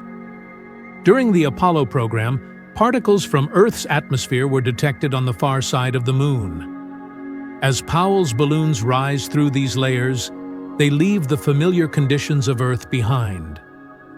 The air grows thinner, and the protective weight of miles of atmosphere diminishes. At the stratosphere, the pressure is only 1/100th of what it is on the ground, Powell explains. It's a completely different world. We often think of air as weightless, but it is anything but. The atmosphere presses down on everything at sea level, exerting a force we call air pressure. In New York's Grand Central Station, the main concourse contains over 200 tons of air. Gravity compresses the atmosphere, making the air denser closer to the ground. This dense air is what we experience every day, with a single pint containing over 8.5 billion trillion gas molecules. As Powell's balloons ascend, the layers of air thin. Imagine the atmosphere as a stack of blankets, each layer pressing down on the one below. As you go higher, Powell says, you're moving through the blankets, so the pressure lessens until you reach the top, where you barely feel it at all. This thin, alien air may seem hostile, but it is critical to life on Earth. It carries sound waves, pulsing pressure changes that allow us to hear. Sound is like a ripple in water, Powell explains. It travels through the air as waves of pressure. Without dense air to carry these waves, sound would not reach our ears. Despite its challenges, the high atmosphere offers immense scientific opportunities. Powell and his team push the limits of exploration, seeking new ways to utilize this remote region. Their work highlights the atmosphere's fragility and importance. It's a layered cocoon. sheltering Earth and nurturing life, while simultaneously acting as a gateway to the vastness of space. As humanity continues to study and explore these layers, we gain a deeper appreciation for their role in regulating our climate, sustaining life, and opening the door to space exploration. The atmosphere is not just a shield, it's a dynamic, living system, our planet's first and greatest line of defense. The atmosphere, though fragile, is Earth's steadfast protector against the harshness of space. Yet, as we ascend higher, its ability to carry sound, sustain life, and shield us weakens until it fades into the vacuum of space, a realm of silence where even the largest explosions go unheard. This concept is vividly demonstrated through simple school science experiments aboard John Powell's high-altitude balloons. We call it a PATI for ping-pong ball satellite, Powell says, describing the process. You cut a ping-pong ball in half, place a small object inside, like a marshmallow, and send it to the edge of space. In the stratosphere's thin air, the marshmallow, once held together by high pressure, swells and bursts as the air bubbles within it expand. This phenomenon isn't just a fun experiment. It underscores the dangers of thin air for living organisms. Contrary to popular belief, a lack of pressure wouldn't cause human blood to boil, as blood vessels hold it in place. However, exposed flesh would swell painfully, much like the marshmallow. Above 26,000 feet, the air is too thin to sustain life. Each lungful contains so few oxygen molecules that the brain begins to shut down. The extreme cold would kill you, Powell notes, but the lack of pressure would get you first. As Powell's balloons ascend higher, they face another deadly challenge: solar radiation. Every day, the sun bathes Earth in a deluge of energy, including high-energy ultraviolet UV rays. In the upper atmosphere, these rays attack the structure of Powell's balloons, causing microscopic cracks that weaken the material until it fails. The UV literally damages the material, Powell explains. Eventually, the balloon pops. But UV rays are far more dangerous to humans than to balloons. They bombard cells and DNA, increasing the risk of cancers. Thankfully, a layer of the atmosphere about 7 miles above Earth, the ozone layer, blocks 99% of these rays. Composed of ozone molecules, 3 oxygen atoms bonded together, this layer absorbs and dissipates UV radiation. The ozone layer isn't like a saran wrap boundary, Powell explains. It's miles thick, gradually thinning out as you ascend. However, this crucial shield has been under threat from man-made chemicals like chlorofluorocarbons, CFCs, once widely used in refrigerators and aerosols. These chemicals caused significant damage to the ozone layer, leading to seasonal holes over the poles. Thanks to global bans on CFCs, the ozone layer is now recovering, slowly regaining its strength. Above the ozone layer lies the mesosphere, where the atmosphere continues its protective work. Here, it shields Earth from another peril: meteorites. Every year, over 18,000 meteoroids hurtle toward Earth at thousands of miles per hour. Most of these space rocks burn up in the mesosphere, their fiery demise creating the shooting stars we see in the night sky. Meteorite hunters like Jeff Notkin and Steve Arnold, however, seek out the rare fragments that survive this fiery entry. The atmosphere is our friend because it protects us, Notkin says. But for meteorite hunters, it's also a challenge because it burns up a lot of what we're looking for. Using custom-built metal detectors, they search for meteorites which are often rich in iron and respond to magnets. Their quest has taken them across the globe, from Siberia to Chile, with remarkable finds along the way. Steve Arnold recalls his most extraordinary discovery, a 1,430-pound stony iron meteorite unearthed in Kansas. "We didn't realize it was such a big deal," he says modestly, though the find became one of the most significant in meteorite history, valued at nearly $1 million. But such discoveries are rare. The vast majority of meteoroids disintegrate before reaching the surface, their material scattered as dust across the planet. For meteorite hunters, each surviving fragment is a precious relic, a tangible piece of the cosmos that offers insight into the formation of our solar system.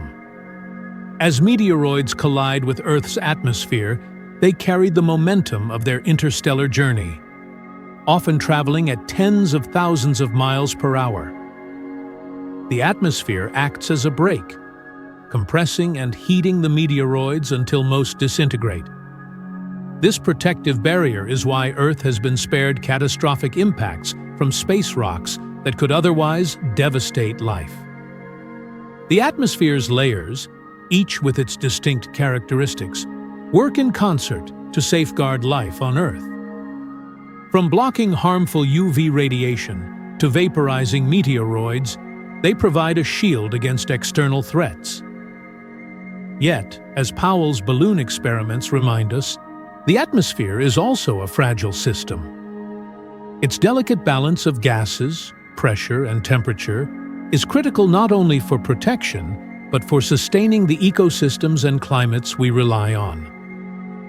The journey through the atmosphere reveals a world of contrasts, a realm that nurtures life at its base while battling cosmic forces in its upper reaches.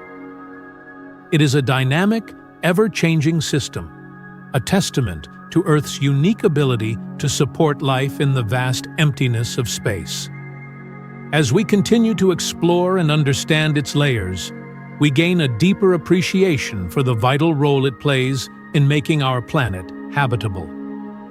As meteorites cut through the outer reaches of Earth's atmosphere and descend into the mesosphere, they encounter a force they cannot escape: air resistance.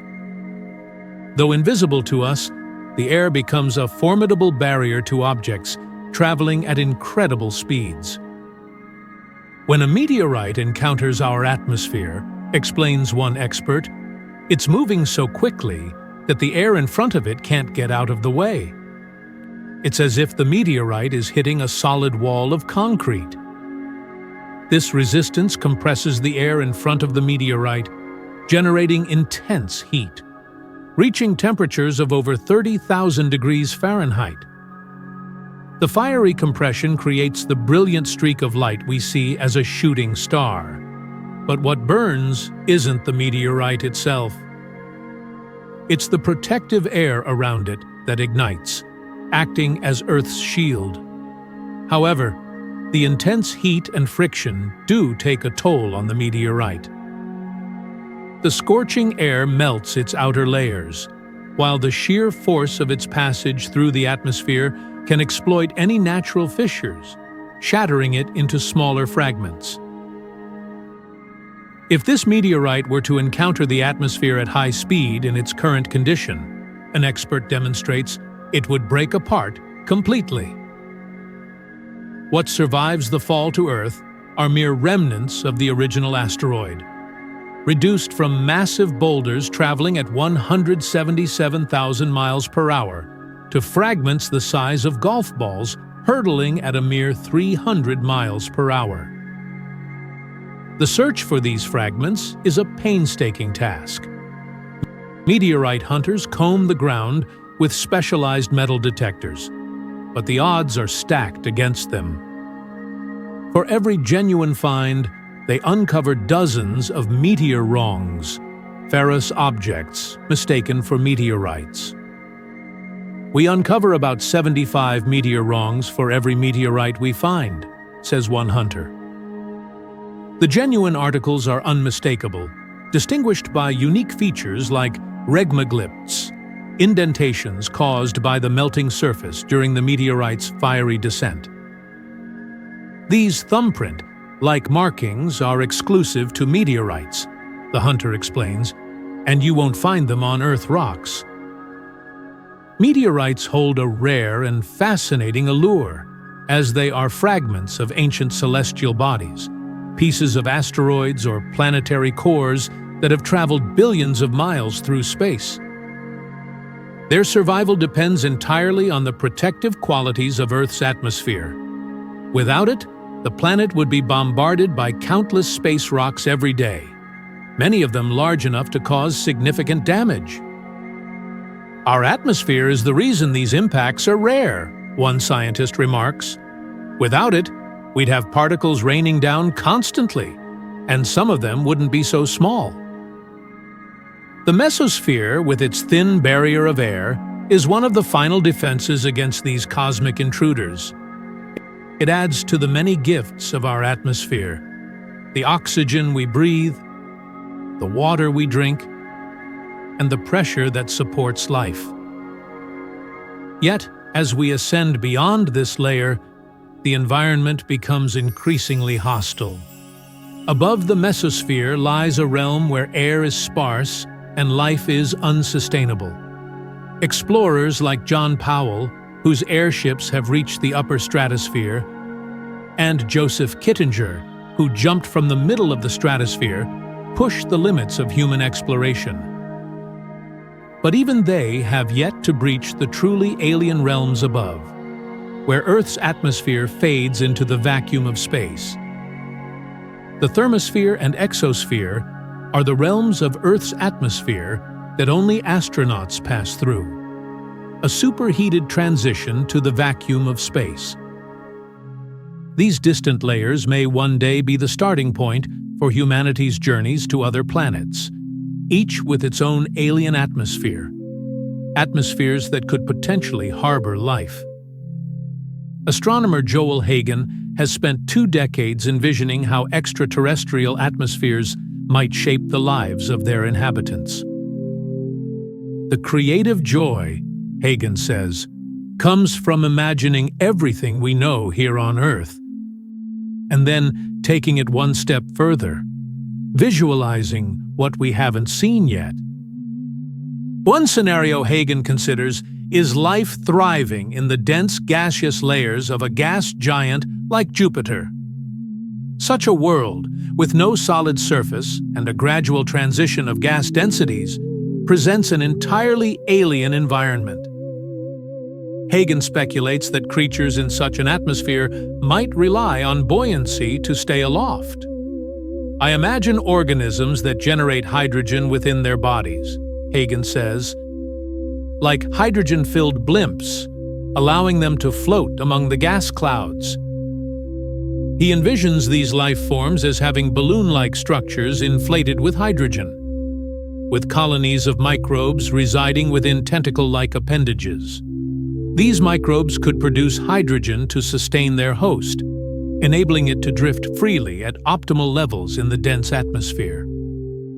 On planets with denser atmospheres and lower gravity than Earth, Hagen imagines even larger, more complex creatures taking to the skies. A thicker atmosphere could support bulkier bodies, allowing flight to become a viable evolutionary strategy for large organisms. On a planet like Titan, where surface gravity is only 15% of Earth's, but atmospheric density is 1.5 times greater, Hagen explains, even a human with wings could take flight. In such environments, massive gliding reptiles or other winged creatures might dominate the skies. Hagen bases these speculations on known planetary conditions and the evolutionary principles observed on Earth. But he acknowledges the speculative nature of his work. I'd be thrilled just to find microbes under rocks on Mars, he admits. Life doesn't need to walk up and shake hands with me. Just knowing it has happened twice would be enough. For now, humanity remains alone in the universe. Life, as far as we know, has occurred only once, and only because of Earth's singular atmosphere.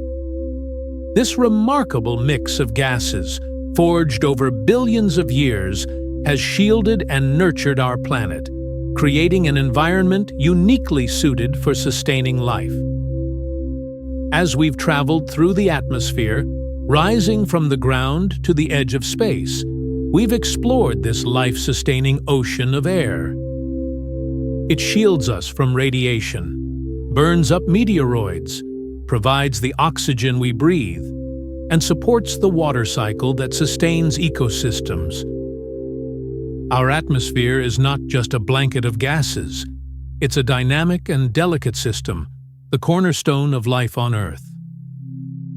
And as humanity continues to look outward, seeking life in alien worlds, we are reminded of how rare and precious our own atmosphere truly is. A fragile gift that makes life possible in the vast emptiness of space. As we've explored Earth's atmosphere, we've seen how it shields, sustains, and shapes life on our planet. But this delicate balance hasn't always been stable.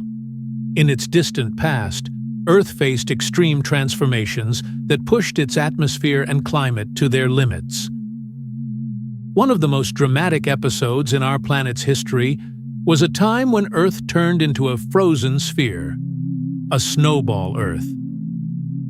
How did this happen? And how did life manage to survive such a hostile environment? Let's journey back to uncover the icy secrets of this remarkable chapter in Earth's story.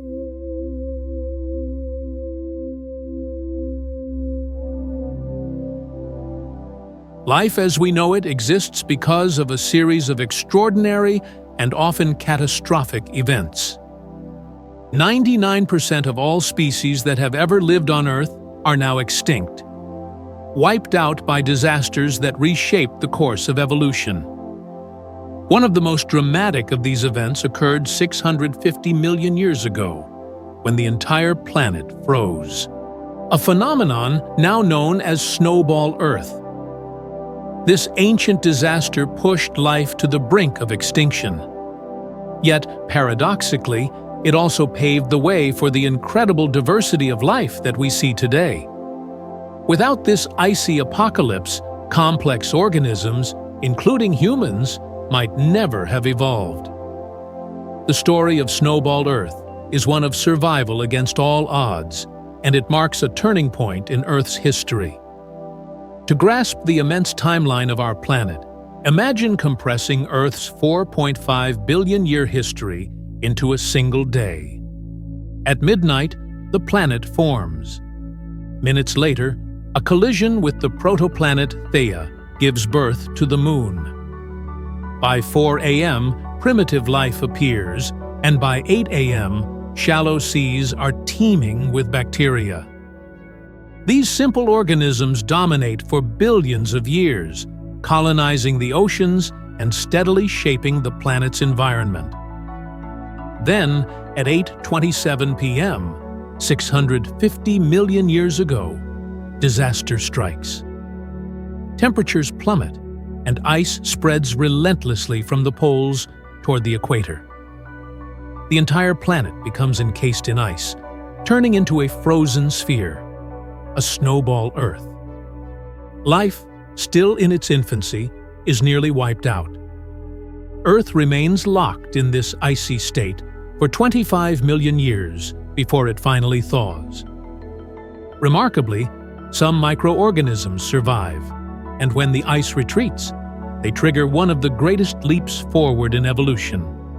The very catastrophe that seemed destined to extinguish life instead catalyzed the emergence of complex organisms, setting the stage for the rich biodiversity of today. How do scientists know that this extraordinary event occurred? The ancient ice sheets themselves have long since disappeared, but the evidence of Snowball Earth is written in the rocks of some of the most remote and inhospitable places on the planet. One such location is the Flinders Ranges in the Australian outback. This scorching, arid landscape is now one of the hottest places on Earth, making it hard to imagine it was once a frozen wasteland. Yet, for geologist Jim Geiling, this harsh environment holds critical clues to Earth's coldest period.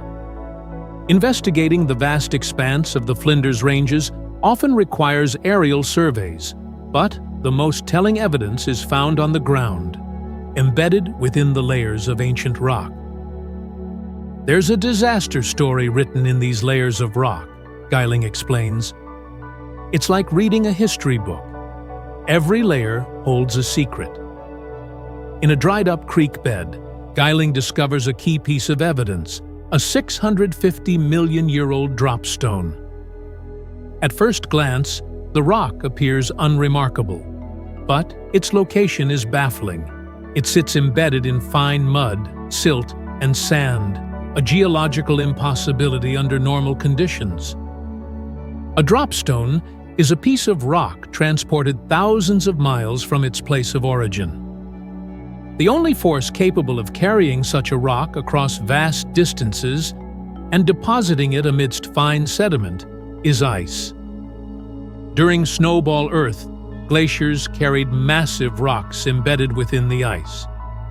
As the icebergs drifted into the oceans and began to melt, these rocks were released, falling into the soft seabed below. Over millions of years, layers of mud and sand buried the dropstones, preserving them as evidence of this global freeze. This rock shouldn't be here, Geiling emphasizes. It's a clue to the immense power of ice and the dramatic forces that shaped Snowball Earth. The presence of dropstones in places like the Flinders Ranges is a testament to the planet's frozen past. These scattered relics reveal a world where glaciers extended to the tropics, where life was forced to adapt or perish in one of the most extreme environments Earth has ever known. The Snowball Earth episode was both a disaster and a turning point. It tested life to its limits, wiping out countless species while driving the survivors to evolve in ways that would forever alter the trajectory of life on Earth. Through ancient rocks and the secrets they hold, we can piece together the story of this frozen chapter in Earth's history, a story of resilience, transformation, and the enduring power of life. To understand how glaciers could have moved massive rocks across the globe during the Snowball Earth period, scientists like glaciologist Shad O'Neill turn to modern ice sheets, such as Alaska's Matanuska Glacier. While much smaller than the ancient glaciers of 650 million years ago, the Matanuska Glacier operates in the same way, providing a window into Earth's frozen past. Glaciers are nature's bulldozers, O'Neill explains.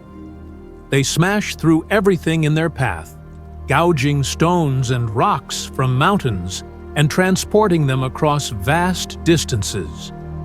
Rocks as large as buses can be carried for miles by glaciers, and the largest ice sheets of ancient Earth spanned thousands of kilometers.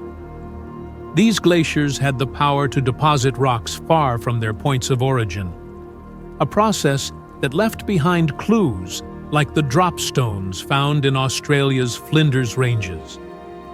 But, as dramatic as these events are, such localized eruptions wouldn't have made much difference during Snowball Earth.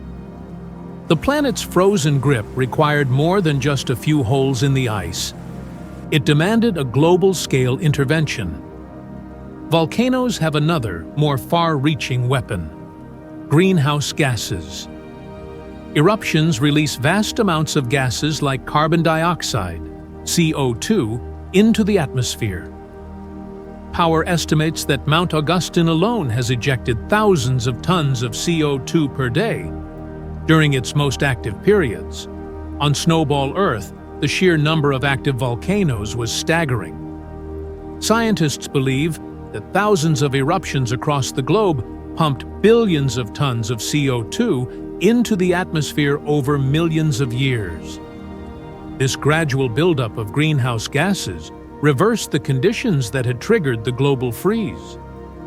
Carbon dioxide levels rapidly increased until they reached a critical point, Power explains.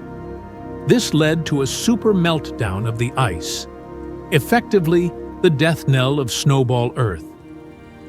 As CO2 accumulated, it trapped sunlight and warmed the planet. The runaway freezing effect that had turned Earth into a snowball was finally halted, and the ice began to retreat. Slowly but surely, temperatures rose, and the planet emerged from its icy prison. As the ice sheets melted, a new chapter in Earth's history began. The end of Snowball Earth coincided with one of the most significant evolutionary leaps the planet has ever seen. For billions of years, life had been dominated by simple, single-celled organisms.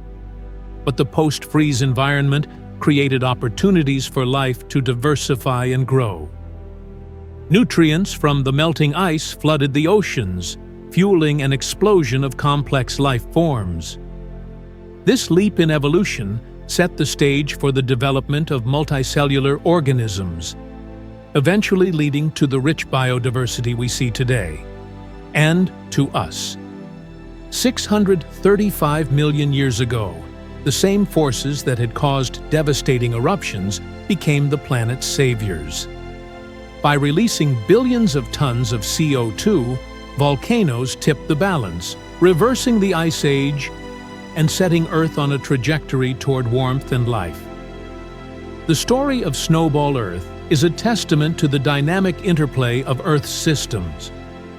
From volcanic heat to icy resilience, these processes have shaped our planet in ways that continue to impact us. As Power reflects, volcanoes didn't just thaw the Earth, they set the stage for the evolution of life as we know it. The scars of Snowball Earth may be long gone, but the lessons remain.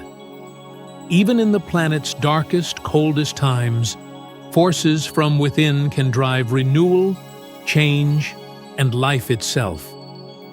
The end of Snowball Earth marked not just the thawing of a frozen planet, but the beginning of a profound transformation in the history of life. After a 25 million year freeze, the buildup of carbon dioxide in the atmosphere finally trapped enough heat from the sun to melt the ice.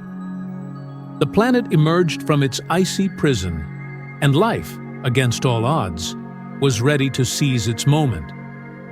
Beneath the ice, single-celled organisms had clung to existence in the dark, cold oceans.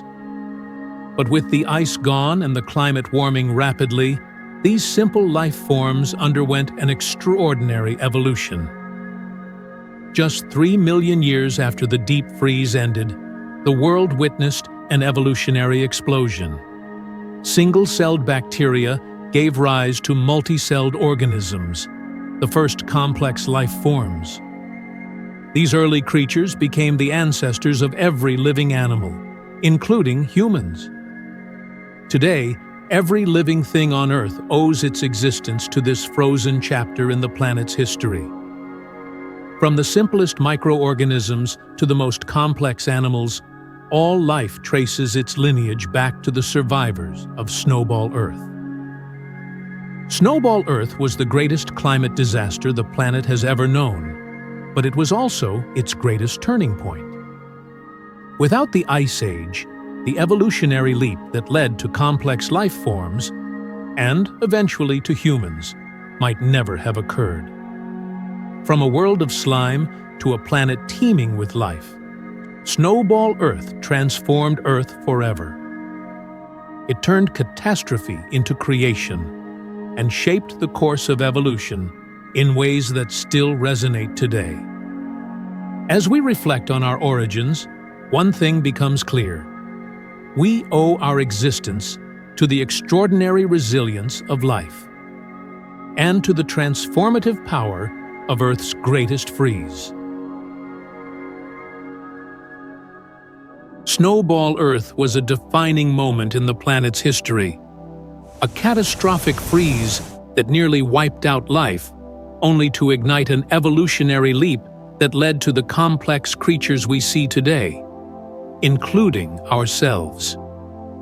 But as life adapted and evolved through Earth's ever-changing conditions, it faced challenges that would have made human survival impossible. This begs the question, if we could travel back in time, how far into Earth's history could we have survived? Let's journey through the ages to find out. The capsule shudders as the temporal engines slow, jolting the traveler from their anxious thoughts. The whirring hum of the time machine reaches a crescendo before abruptly cutting out, leaving only the sound of the traveler's own breathing in the recycled air of the pod. The digital readout on the screen flashes 4,500,000,000 years ago. They have arrived at the very beginning of Earth's history, a world so alien that it hardly resembles the home they know. Tentatively, the traveler peers through the curved glass windows, half expecting to see a familiar, albeit primitive, version of Earth. Instead, they are greeted by a vast, searing void. The sun, a younger, hotter version of the star they had just left behind, blazes fiercely in a black sky, unsoftened by any atmosphere. The Earth below, or what passes for it, is a violent and chaotic landscape, a molten inferno of bubbling lava and roiling clouds of toxic gases. This is no planet for life. It is barely a planet at all. A newborn world still in the throes of formation. The time traveler's heart pounds as they take in the apocalyptic scene. Vast rivers of molten rock snake across the surface, flowing into glowing orange lakes of magma. In the distance, massive volcanic eruptions puncture the airless sky, spewing ash and gas with an intensity that shakes the ground even from within the capsule. There are no continents, no oceans, no signs of stability. The air outside is a poisonous cocktail of carbon dioxide, sulfur dioxide, and methane. While temperatures are so high that even the thought of stepping outside is unthinkable. The traveler now understands why they were warned this early world might be inhospitable. Not even the most advanced protective suits could shield them here. For a paleontologist accustomed to piecing together fragments of the past, this living, breathing chaos is overwhelming. The time traveler had long studied the ancient rocks of Earth, imagining the world that must have existed when they were formed. Yet nothing could have prepared them for the raw power and sheer hostility of this primordial landscape. Suddenly, a flash streaks across the blackness. A massive asteroid blazing through the sky before slamming into the molten ground with a force that shakes the pod violently. The traveler grips the console, realizing they are witnessing one of the countless impacts that helped shape Earth in its earliest days. These collisions, they know, brought not only destruction, but also the seeds of creation, delivering the essential building blocks of water, minerals, and organic molecules that would one day give rise to life. But in this moment, the scale of destruction is staggering. The impact sends a plume of molten rock and dust shooting into the void, raining fire and ash down on the surrounding landscape. The traveler marvels at the resilience of the planet itself, slowly transforming under such relentless bombardment. Despite the hellish environment, the traveler can't help but feel a sense of awe. They know that this molten wasteland is the beginning of the Earth's long journey to becoming a cradle for life. Over the next billions of years, this fiery chaos will cool and stabilize. Oceans will form, the atmosphere will develop, and continents will rise. What seems like an uninhabitable inferno now is the foundation of a world that will one day teem with life. As the traveler studies the screen, contemplating their next move, they can't help but wonder, when will the Earth finally become a place where humans, or any kind of life, could survive? Could they bear witness to the first drops of liquid water pooling on the surface? To the creation of the earliest land masses? Or would even those times still prove too hostile? The traveler realizes that while they are safe within the capsule, they cannot stay here. The Earth of 4.5 billion years ago is magnificent, but entirely uninhabitable.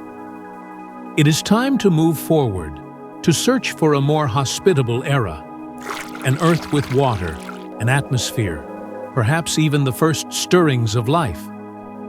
Adjusting the dials, they input a new date, millions of years ahead, and prepare for the next leap through time. As the engines power up again, the molten world outside begins to blur and distort, receding into a fiery haze. The traveler steadies their nerves, ready to face whatever comes next. This journey, after all, is about more than survival. It is about understanding how a barren, lifeless rock became the only home humanity has ever known. As the time traveler steadies themselves in the capsule, they are struck by the harshness of the scene outside. The Hadean Earth, still young and volatile, is a far cry from the blue and green world they know. The land beyond the capsule's curved glass windows is scorched and barren, a landscape of molten rock and jagged ridges glowing faintly orange against the dim, surreal light of the sun. Rivers of lava flow unceasingly, carving chaotic paths through a crust that is still thin and fractured. Volcanoes erupt with violent regularity, spewing plumes of ash and gas into a sky tinged faintly blue, but suffused with a fiery orange hue from the surface below. The traveler's instruments provide a grim reminder of the planet's hostility. Alarms shriek warnings of extreme heat, unstable terrain, and seismic activity. The capsule shakes slightly as distant impacts reverberate through the planet, likely from massive asteroids that still rain down on this unformed world, leaving fresh scars on its surface. Looking up, the traveler notes that the sky itself is unlike anything they've ever seen. The atmosphere is thin and alien, composed mostly of hydrogen and helium, with traces of methane and ammonia. It fails to scatter sunlight effectively, leaving the heavens dim even at midday. At night, this faint atmosphere would provide no protection from the stars' unfiltered light, or the harsh cosmic radiation that bathes the planet. Despite its fragility, the thin veil of gases swirls chaotically, pushed by the relentless heat rising from below. It carries with it noxious compounds that escape from the molten surface: carbon dioxide, sulfur dioxide, and even traces of hydrogen sulfide, creating a toxic cocktail that would render even the smallest breath lethal. The ground shakes once again, this time with more force, and a flash of light streaks across the sky. Another asteroid, glowing white-hot as it plummets through the thin atmosphere, slams into the planet with catastrophic force. The impact sends shockwaves rippling across the terrain, and a plume of molten debris rises into the sky before settling back into the fiery landscape. This is not an unusual event. The Hadean Earth is in the throes of the late heavy bombardment, a period when asteroids and comets relentlessly pummel the planet, delivering not only devastation, but also the raw materials, water, and organic molecules that will one day make life possible. Despite its hostility, there is an undeniable beauty to this chaos.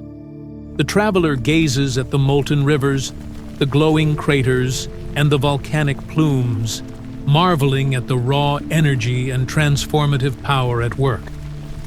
This is the crucible of creation, a planet forging itself from the ashes of stellar debris, preparing for the eons of change to come. For now, though, survival here is impossible. The traveler's instruments confirm what they already know. This is not a place for humans. Even within the capsule, insulated from the searing heat and poisonous gases, the traveler feels the weight of the environment pressing against the fragile seals that keep them alive. The traveler takes a deep breath of the cool, recycled air inside the pod and adjusts the controls for their next leap forward in time. This is only the beginning of Earth's story. For billions of years, this molten hellscape will cool and solidify, forming the crust that will one day host oceans, continents, and life. But for now, the planet is still young and wild, a place of relentless destruction and creation. With a flick of a switch, the engines power up once more, and the capsule begins to ascend through the violent haze of the Hadean Earth, carrying the traveler forward to the next chapter of the planet's history. As the time machine stabilizes in its new temporal position, the traveler takes a long, calming breath. The tumultuous chaos of the Hadean has been replaced by an entirely different landscape. Through the capsule's curved glass, they gaze out at a scene that is almost tranquil by comparison. A vast expanse of deep blue ocean stretches to the horizon, broken only by the occasional ripple of waves. The transition is startling. This is Earth, but it is now the Archean Earth. Some billion years after the fiery trials of planetary formation, and its transformation is breathtaking. The once barren and molten surface has cooled and hardened, giving way to a world dominated by water. There are no continents as we know them, only small, jagged proto-islands of volcanic rock peeking above the waves. The traveler's capsule bobs gently on the surface, its sensors providing vital data about the conditions of this nascent oceanic world. The temperature outside is strikingly warm, registering around 30 degrees Celsius, akin to the tropical climates the traveler left behind in the 21st century. It is a surprising revelation. With the young sun still dim and only 3/4 as luminous as it will eventually become, Earth's surface should be locked in ice. Yet the oceans are liquid, and the air is warm, a paradox that demands an explanation. The answer lies in the hazy, orange-tinged sky above. The atmosphere is dense and heavy, rich in greenhouse gases that trap the sun's heat with remarkable efficiency. Carbon dioxide and methane dominate this primitive atmosphere, creating a powerful insulating effect. Methane, released from the volcanic activity that still churns beneath the surface, plays a particularly crucial role. It is a potent greenhouse gas, far more effective than carbon dioxide at retaining heat, and its abundance compensates for the sun's relative dimness. The traveler, now cautious after their brush with disaster in the Hadean, uses the capsule's instruments to analyze the air and water without stepping outside. The results are fascinating. The oceans, vast and uninterrupted, are slightly acidic, with a pH akin to orange juice. This mild acidity stems from the carbon dioxide dissolving into the water, forming carbonic acid. While harmless to the traveler, this chemical composition will play a critical role in shaping Earth's future, influencing the formation of minerals and the eventual emergence of life. The sky itself is a blend of familiarity and alienness. While it bears the same hazy blue hue of modern Earth, the orange and gray overtones hint at its primitive makeup. Clouds of water vapor form towering structures, swirling and breaking apart in patterns dictated by the atmosphere's density and the planet's rapid rotation. There is no oxygen yet, no breathable air for the traveler. But nitrogen and other gases, alongside the greenhouse components, create a unique and evolving environment. Occasionally, faint glimmers streak across the sky. These are not meteors from the late heavy bombardment, but rather the remnants of smaller debris still finding their place in the young solar system. Unlike the relentless impacts of the Hadean, these occasional visitors are a sign of a planet settling into relative stability. While there are no fish, plants, or reefs to decorate these early oceans, they are far from barren. Beneath the capsule, the traveler's instruments detect the faint chemical traces of primitive life. Microbial mats of cyanobacteria clinging to the rocky substrates of the proto-islands. These simple organisms are among the first living things on Earth, quietly transforming the planet with their metabolic processes. By converting sunlight and carbon dioxide into energy, they produce oxygen as a byproduct, laying the groundwork for an atmosphere that will one day support complex life. The traveler marvels at this subtle but profound activity. The cyanobacteria are microscopic pioneers, shaping the world in ways that will only be understood billions of years later. The faint greenish tint on some of the volcanic rocks hints at their presence, a sign of life's tenacity and potential. The traveler reflects on the incredible transformation that has occurred in just 1 billion years. From a molten, inhospitable hellscape, Earth has become a world of water and burgeoning life. It is still far from being a home for humans, but the potential is unmistakable. The oceans are a cradle, nurturing the first steps of biological evolution. With a renewed sense of curiosity, the traveler adjusts the capsule's controls. This is only the beginning. Ahead lies the slow march of continental drift, the rise of oxygen, and the eventual explosion of complex life. The traveler can't help but wonder, how far forward must they go before the Earth becomes a place they could call home? With a flick of a switch, the capsule begins its next leap forward in time, leaving the Archean Earth and its primordial beauty behind.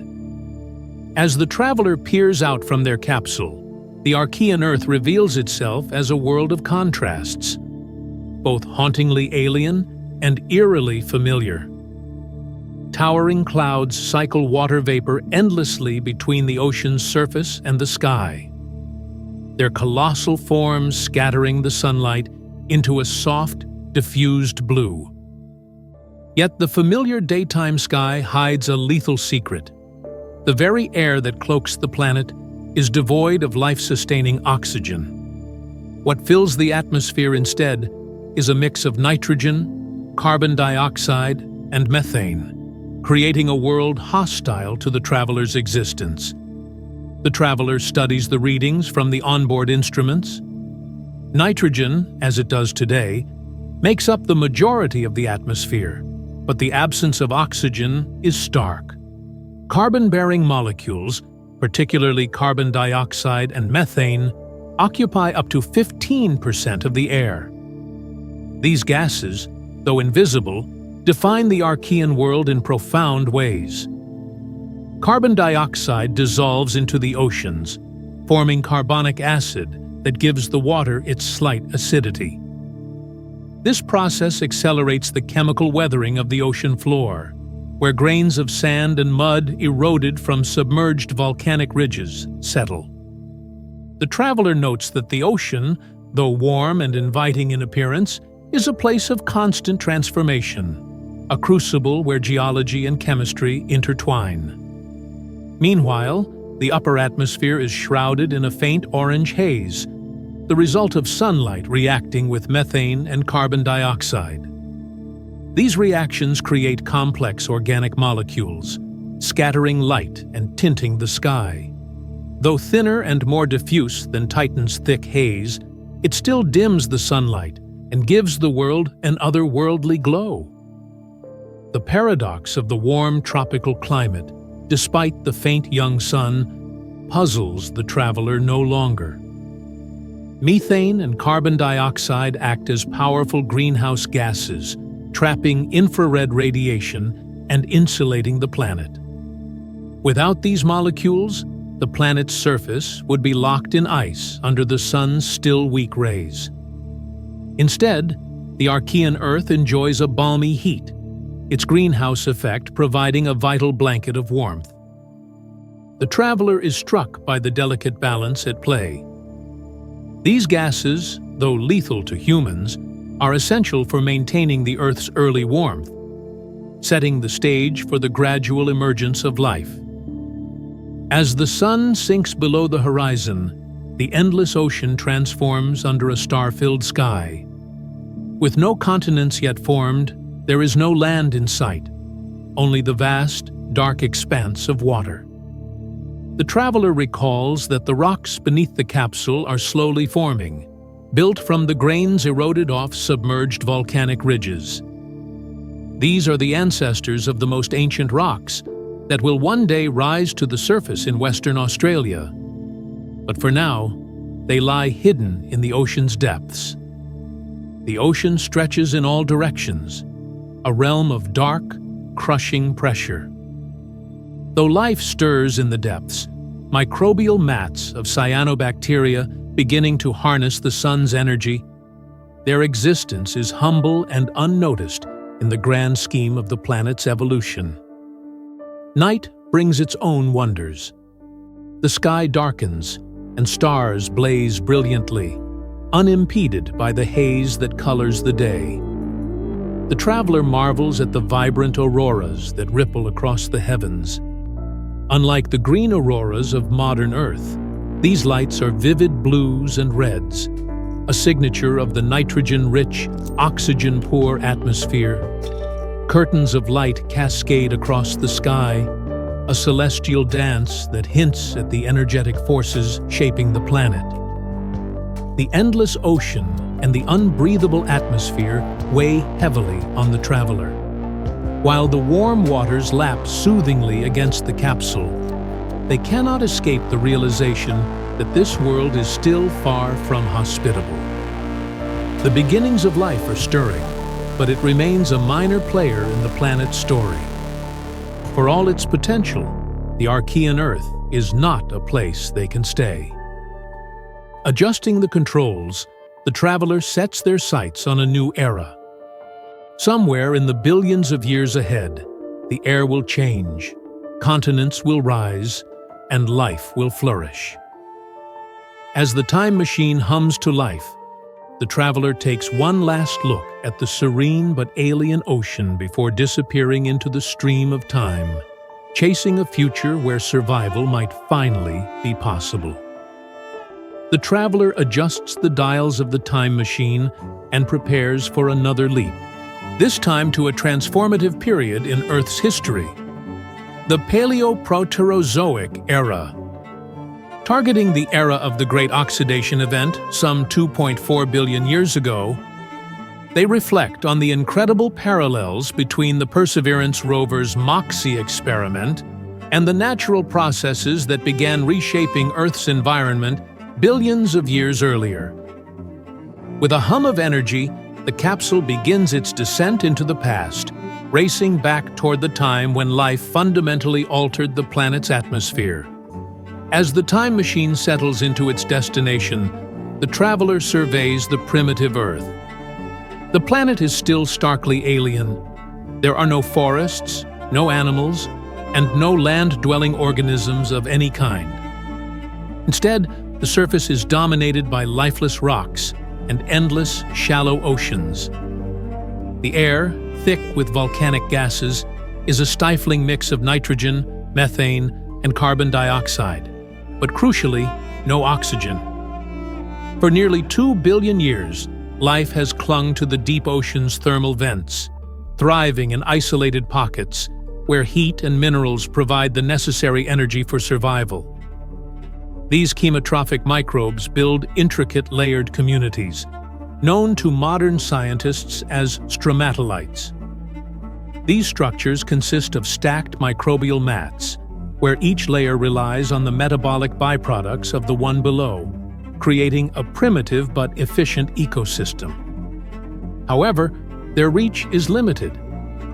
These life forms cannot expand beyond the narrow, energy-rich zones of volcanic activity. Then, a revolutionary innovation changes everything. Deep in the sunlit waters, certain microbes evolve pigments that enable them to capture sunlight. This evolutionary breakthrough gives rise to photosynthesis, allowing microbes to harness the sun's energy directly. These pioneering organisms, the ancestors of cyanobacteria, transform the abundant carbon dioxide in the atmosphere and water in the oceans into energy-rich sugars.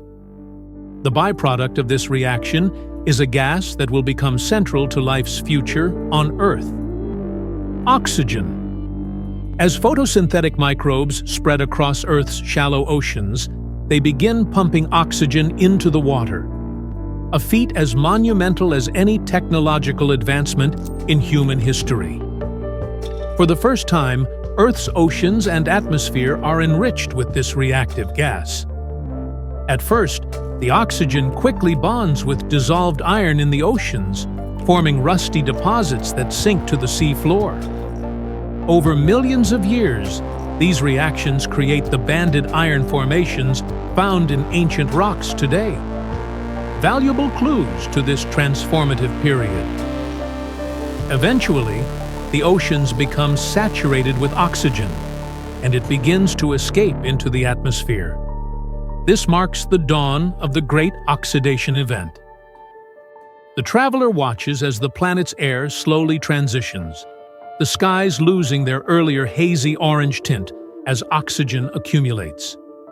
The oxygen doesn't just change the composition of the atmosphere, it transforms the planet itself. Oxygen is a highly reactive gas, and its introduction triggers a cascade of chemical reactions across Earth's surface. Rocks are oxidized, creating the red, rusty hue seen in ancient soils. Methane, a potent greenhouse gas that has long warmed the planet, reacts with oxygen, causing a dramatic cooling effect. The planet teeters on the edge of its first major ice age. The sudden presence of oxygen is both a blessing and a curse. While it enables more efficient metabolisms and paves the way for the evolution of complex life, it is toxic to many of the anaerobic organisms that once dominated Earth's biosphere. For these life forms, oxygen is a deadly poison. Many are driven to extinction, while others retreat to oxygen-free niches, such as deep sediments or the guts of future multicellular organisms. This great die-off is one of the first mass extinctions in Earth's history. At the same time, the stage is set for life's next great leap forward. Oxygen opens up new possibilities for metabolism, enabling the evolution of larger, more complex organisms. In time, the oxygen-rich atmosphere will also form a protective ozone layer, shielding the surface from harmful ultraviolet radiation and allowing life to venture onto land. Inside the safety of the capsule, the traveler marvels at the unfolding drama outside. The transformation of Earth's atmosphere by these ancient microbes is not unlike the MOXIE experiment on Mars, albeit on a far grander scale. What took humans decades of research and engineering to achieve, extracting oxygen from an alien environment, these microbes accomplished through the blind ingenuity of evolution. The traveler records their observations, realizing that this singular event, the Great Oxidation, is the foundation for all complex life, including their own. Without this natural feat of terraforming, Earth might have remained a planet dominated by microbial mats and methane haze. The realization is humbling. As the time machine's controls hum to life again, the traveler sets a new target date. Their journey through Earth's past is far from over. But they now understand more deeply how the simplest organisms can leave the most profound legacy. Oxygen, once a byproduct of microbial life, will become the breath of civilizations yet to come. As the traveler peers out of the time machine's frost-rimmed windows, a slow but perceptible transformation begins to take shape across the frozen expanse. The icy world of the Huronian glaciation is gradually giving way to more dynamic and colorful landscapes. It is now 2.2 billion years ago, and the traveler observes the first signs of geological rejuvenation. As mountains are thrust skyward, their jagged peaks painted in hues of iron-rich red, while vast ice sheets retreat in fits and starts. Erosion and weathering smooth the newly formed ridges, depositing sediments into the shallow seas that are finally beginning to thaw. The thawing of Snowball Earth was not a sudden event. Over hundreds of millions of years, the Earth's internal forces pushed against the icy grip of glaciation. Volcanoes, impervious to the cold above, erupted with force, spewing vast quantities of carbon dioxide into the atmosphere. With less methane to react with and bind it into other compounds, this carbon dioxide began to accumulate. Slowly but surely, the greenhouse effect resumed its work, trapping the sun's faint heat and warming the planet. The traveler marvels at the evolving atmosphere, watching the readouts in their capsule as the composition of gases fluctuates. The percentage of carbon dioxide rises, nudging global temperatures upward. Ice sheets crack and fracture, exposing dark land masses that absorb sunlight and amplify the warming process. Meanwhile, photosynthesizing microbes continue their relentless production of oxygen. Although this waste product had previously contributed to global cooling by depleting greenhouse gases, it now begins to accumulate more steadily in the atmosphere. The traveler notes with interest the way oxygen levels oscillate, rising and falling with the cycles of life and extinction that continue in the shallow seas. This plateau, the traveler realizes, is a prelude to something greater. While oxygen levels are still not high enough to breathe, the slow increase suggests that life is finding new ways to adapt and thrive. The traveler reflects on the irony. The same process that led to the catastrophic Huronian glaciation is now driving the conditions for its eventual end. The oxygenation of the atmosphere is not only a byproduct of photosynthesis, but a herald of Earth's next great chapter. Outside the time machine, the traveler sees the transformation accelerate. Where once there was only ice, shallow seas now sparkle under the dim light of the young sun. The retreating glaciers expose vast stretches of rocky ground, which are soon covered in sediments, washed down by rivers fed by melting ice. Layers of sandstone and shale begin to build, and the first signs of complex sedimentary structures appear. The Earth's surface takes on a rusty hue as iron-rich rocks oxidize in response to the increasing presence of atmospheric oxygen. This red coloration, the traveler knows, will one day be found in ancient banded iron formations, preserved as evidence of this transformative era. Despite the thaw and the beauty of the unfolding landscape, the traveler remains acutely aware of their own predicament. The capsule's instruments confirm what the traveler already suspects. The air outside is still unbreathable. Oxygen levels hover around 5%, tantalizingly close, but still far too low to support anything more than microbial life. Frustrated but undeterred, the traveler contemplates their next move. Should they push further forward in time, risking another ice age or cataclysm? Or should they linger here, trying to better understand the slow, rhythmic dance of life and geology that is sculpting this ancient world? As they consider their options, the traveler notices something remarkable in the data being collected. The oceans, once lifeless except for the simplest of microbes, are now beginning to teem with more complex forms of life. While still microscopic, these early eukaryotic cells, with their nuclei and organelles, represent a significant leap forward in evolution. This is a sign that Earth's biosphere is on the cusp of diversification, laying the groundwork for the incredible explosion of life yet to come. The traveler decides to take one last look at this Paleoproterozoic world before setting a new target.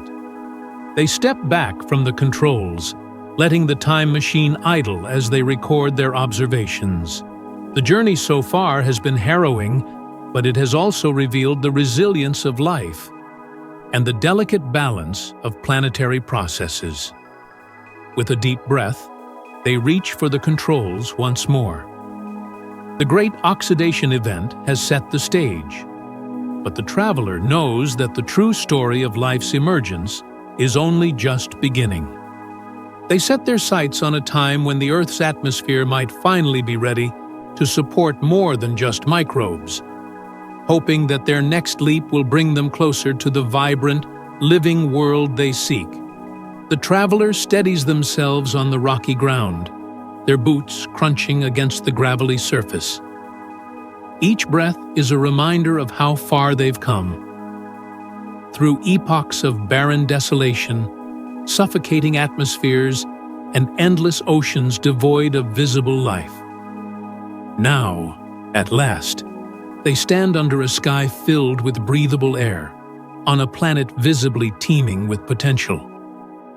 It feels surreal to touch the ground and see the hints of greenery staining the shoreline, knowing this was once an unimaginable future for Earth. The traveler gazes out at the sprawling shoreline. The waters shimmer under a pale sun, reflecting a mix of blue and green that seems alive with microbial activity. This isn't the vibrant, bustling planet they left behind in the modern era, but it's a marked improvement from the blackened seas and sulfurous skies of the boring billion. The air feels slightly heavier than they're used to, humid and warm, with the faint tang of salt and a subtle edge of organic decay. The smell is reminiscent of a tidal flat after the retreating tide, a medley of life and death in the making. The rocks beneath their feet bear the unmistakable signs of life's growing foothold on land. Delicate algal mats have spread across the damp surfaces, creating a slimy green film that glistens in the sunlight. These primitive photosynthesizers are pioneers, laying the groundwork for ecosystems that will one day dominate the planet. The traveler marvels at the resilience of these early colonizers, their ability to withstand the harsh UV radiation from the sun and the relentless battering of tides. They are reminded of the fossilized traces they studied back home, ripples and wrinkles left by organisms just like these, frozen in stone as a testament to this critical chapter in Earth's history. The traveler's attention is drawn back to the capsule, where the atmospheric monitor displays a reading they've been hoping to see for eons, nearly 20% oxygen. This concentration, coupled with a drop in methane and hydrogen sulfide, marks a turning point in Earth's atmospheric evolution. For the first time in billions of years, the atmosphere has reached a state capable of supporting more complex life forms. This is the Neoproterozoic Earth, primed for the dramatic evolutionary leaps yet to come. The rise in oxygen has been driven by the incredible efficiency of photosynthesis, which has finally reached a global scale. Cyanobacteria, algae, and other photosynthesizing organisms have proliferated across the oceans, releasing oxygen into the atmosphere in unprecedented quantities. This oxygen revolution is transforming not only the air, but also the chemistry of the oceans. Iron and other minerals, once dissolved in the water, are oxidizing and settling out, creating deposits that will be studied by future geologists as banded iron formations. Carefully pacing themselves to avoid overexertion, the traveler ventures further from the capsule. Each step feels like a leap through time, a connection to the earliest days of multicellular life. In the shallows of the shoreline, they spot something extraordinary: clusters of larger, more complex organisms. These are not yet animals, but colonies of cells working together, sharing resources and signaling to one another in ways that hint at the first steps toward true multicellularity. Kneeling by the water, the traveler examines the gelatinous masses. These simple organisms may look unassuming, but they represent a revolution in evolution. Cooperation between cells is a game changer, enabling specialization and paving the way for the diversity of life that will eventually populate the Earth. They feel a swell of wonder and gratitude, knowing that these humble beginnings will one day lead to everything from towering redwoods to leaping gazelles and even themselves. Despite the progress, the traveler knows this is just the beginning of the Neoproterozoic. Ahead lies a world-changing event, the Cryogenian glaciations, where the Earth will once again freeze over in a dramatic Snowball Earth episode. But unlike the deep freeze of the Huronian, this one will set the stage for the Cambrian explosion, a burst of biodiversity that will forever alter the trajectory of life on Earth. For now, the traveler chooses to linger, absorbing every detail of this transformative era.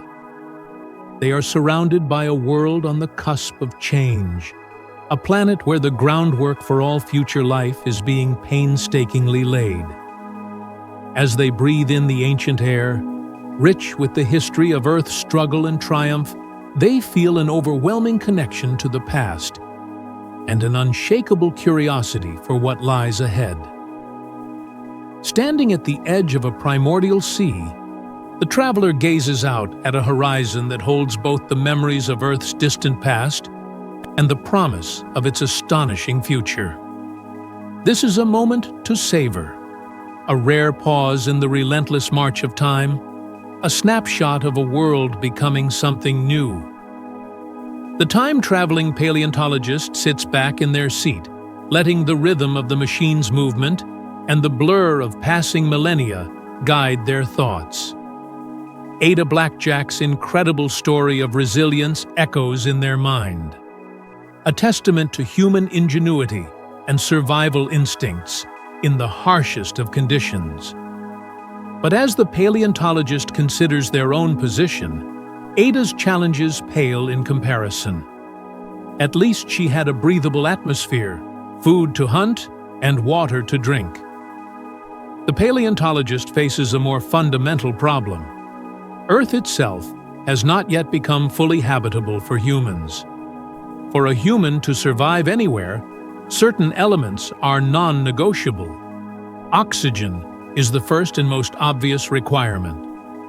Without it, no amount of ingenuity, adaptability, or technology can sustain life. Thankfully, the traveler has finally reached a point in Earth's history where oxygen is plentiful enough to breathe. The next hurdle is temperature. The human body can only function within a relatively narrow range of temperatures. Too cold, and metabolic processes slow to a dangerous crawl. Too hot, and dehydration and heat stroke become lethal. Water is the next essential. Though the Earth's oceans have existed for billions of years, not all water is safe to drink. Early oceans were acidic, salty, and filled with dissolved minerals and organic compounds that could wreak havoc on human physiology. Even now, standing at the edge of a Neoproterozoic ocean, the paleontologist knows the water is likely unfit for human consumption. Finally, there is food. perhaps the most complex necessity of all. Early Earth's ecosystems were dominated by single-celled organisms, algae, and primitive plants.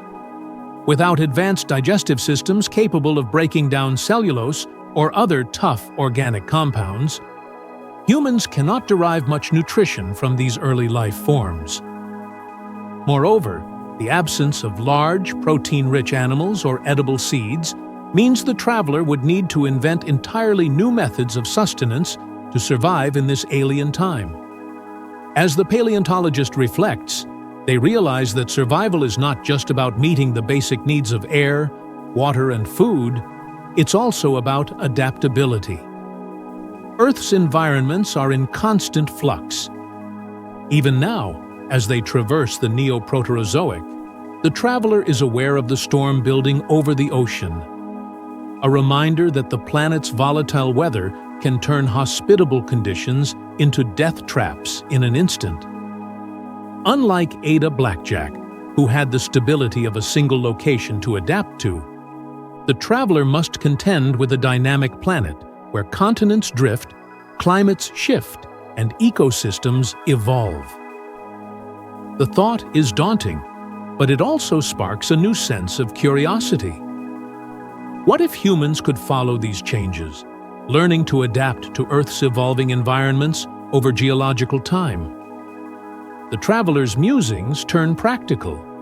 How could they, or anyone, survive in the deep past of Earth? A few ideas begin to take shape. The first is mobility. Like early human nomads, the traveler realizes they must stay on the move, following habitable conditions wherever they emerge. The time machine, it seems, is their ultimate survival tool, providing not only shelter, but the ability to escape uninhabitable conditions entirely. Second, they consider technology. Modern humans have long relied on tools to bridge the gap between natural limitations and environmental demands. Could the traveler create filters to purify water, harness solar energy to generate heat or electricity, or even cultivate edible microorganisms to produce food? The possibilities are tantalizing, but also intimidating. Without the resources of their own era, even the simplest tools would require immense ingenuity to manufacture. Lastly, the traveler thinks about community. Human survival has always been a collective effort. The thought of returning to the past with a team of specialists, engineers, biologists, and survivalists is an appealing one. Together, they could pool their knowledge and skills to tackle the challenges of deep time. As the storm on the horizon begins to encroach, the traveler feels a pang of unease. The time machine, sturdy as it is, may not withstand the full fury of the Neoproterozoic weather.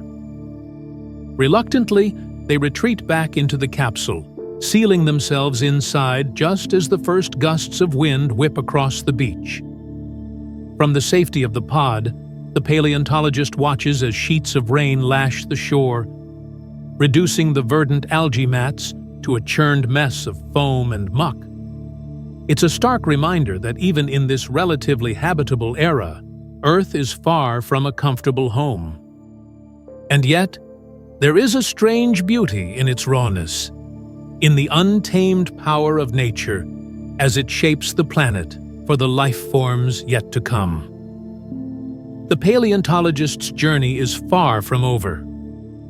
They still hope to find a time when Earth can fully support human life. But they are beginning to realize that survival in deep time is not just a matter of meeting basic needs. It's about understanding and respecting the planet's natural rhythms, about finding a balance between adaptation and innovation, and about appreciating the resilience of life in all its forms. With a final glance at the storm-racked landscape, the traveler adjusts the controls and sets a new destination. The past holds many more secrets, and they are determined to uncover them all. After all, survival isn't just about enduring. It's about thriving, learning, and pushing the boundaries of what's possible.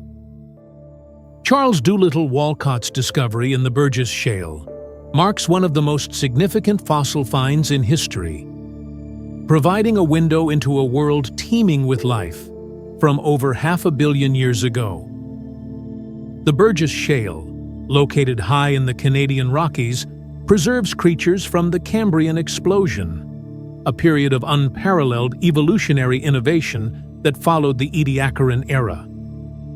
This discovery revealed not just the diversity of life, but also the complexity of ecosystems that had emerged. A testament to the Earth's capacity for dramatic biological change.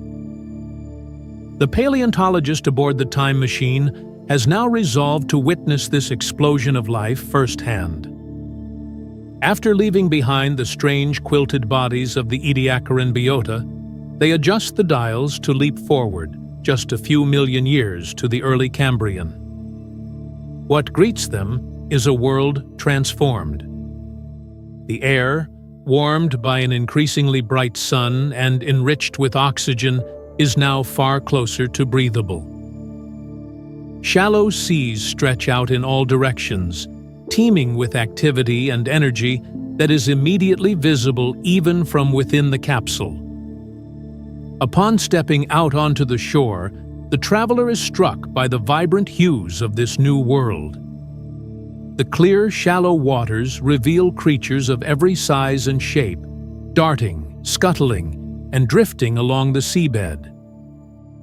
Schools of tiny, shrimp-like animals flash silver as they move in synchrony, while larger, segmented creatures plow furrows into the sand. The paleontologist marvels at the sight of trilobites, armored, many-legged arthropods, crawling across the ocean floor in organized lines, their segmented bodies glinting in the sunlight. Kneeling at the water's edge, the traveler is captivated by a scene of predation. A sleek predator, Anomalocaris, with its large, grasping appendages, swoops down to snatch a smaller, shelled creature. This marks a striking difference from the passive Ediacaran fauna. Here, competition and aggression define survival, and the ecosystem pulses with an energy that is both thrilling and unnerving. As the traveler surveys this thriving ecosystem, they reflect on the role of fossil preservation in revealing such ancient secrets. The Burgess Shale owes its exceptional preservation to a unique set of geological conditions. The animals that lived in these Cambrian seas were buried quickly in fine sediment during underwater landslides, which prevented decay and scavenging. Over millions of years, the mud compressed into shale, encasing the delicate soft tissues of creatures that would otherwise have vanished without a trace. It's this remarkable preservation that allowed Walcott and later scientists to reconstruct a vivid picture of life in the Cambrian. Here were creatures unlike anything alive today: Hallucigenia, with its spiky legs and worm-like body; Opabinia, with 5 eyes and a flexible proboscis; and Pikaia, an early chordate that offers a glimpse of the evolutionary lineage leading to vertebrates. For the paleontologist, the Cambrian offers a world far more hospitable than the barren Ediacaran. Food is abundant. Trilobites, small mollusks, and other soft-bodied creatures could easily provide sustenance. The shallow coastal environment also offers natural shelter in the form of rocky overhangs and tidal pools. With simple tools and ingenuity, this era could sustain human survival, though the traveler acknowledges the ethical quandary of interfering with such a delicate and ancient ecosystem. Looking deeper into the tidal pools, the traveler is drawn to the translucent forms of jellyfish-like creatures drifting near the surface. Unlike the rubbery Ediacaran biota, these animals are mobile and seemingly more aware of their surroundings. Crustacean-like creatures scuttle along the seabed, using their specialized appendages to dig into the mud for food. The traveler begins collecting samples, shell fragments, small mollusks, and pieces of kelp-like algae for closer examination back in the capsule. But as they work, they're reminded of the fleeting nature of this moment in Earth's history. Just as the Ediacaran biota gave way to the Cambrian explosion, so too will these creatures evolve or vanish over the millennia to come. Before returning to the time machine, the traveler pauses to take in the scene one last time. The Cambrian is a period of abundance and innovation, but it's also a reminder of life's fragility. Mass extinctions are an inevitable part of Earth's history. And even the most successful species are not immune to environmental change. As the paleontologist sets the dials for their next destination, they are filled with a profound sense of gratitude for the interconnected web of life that has endured through eons of upheaval. The Cambrian explosion is more than just a chapter in Earth's history. It is a testament to the resilience and creativity of life itself. A burst of evolutionary brilliance that paved the way for everything that followed. The traveler marvels at the transformation of the Earth's surface over these eons, witnessing the steady march of life from the shallow seas onto land and the profound changes it brings. As they move through the Devonian period, they see the rise of the first true forests. Towering ferns and tree-like plants, such as Archaeopteris, dominate the landscape, their deep roots stabilizing the soil and creating vast networks of nutrient-rich sediment. These primitive trees are not only reshaping the terrain, but also altering the atmosphere, drawing down carbon dioxide and contributing to the creation of a more temperate climate. The Devonian is also known as the Age of Fishes, and the traveler is drawn back to the water's edge to see this new explosion of biodiversity. The oceans teem with armored placoderms, such as the formidable Dunkleosteus, a predator equipped with sharp, slicing jaw plates. Smaller bony fish dart among the shallows, while early sharks patrol the deeper waters. Coral reefs, complex and sprawling, provide shelter for a host of marine organisms.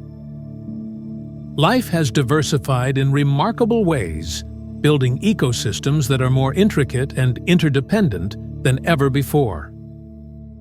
On land, the traveler notices the first appearances of creatures venturing beyond the water. Early tetrapods, like Tiktaalik, are experimenting with life at the water's edge.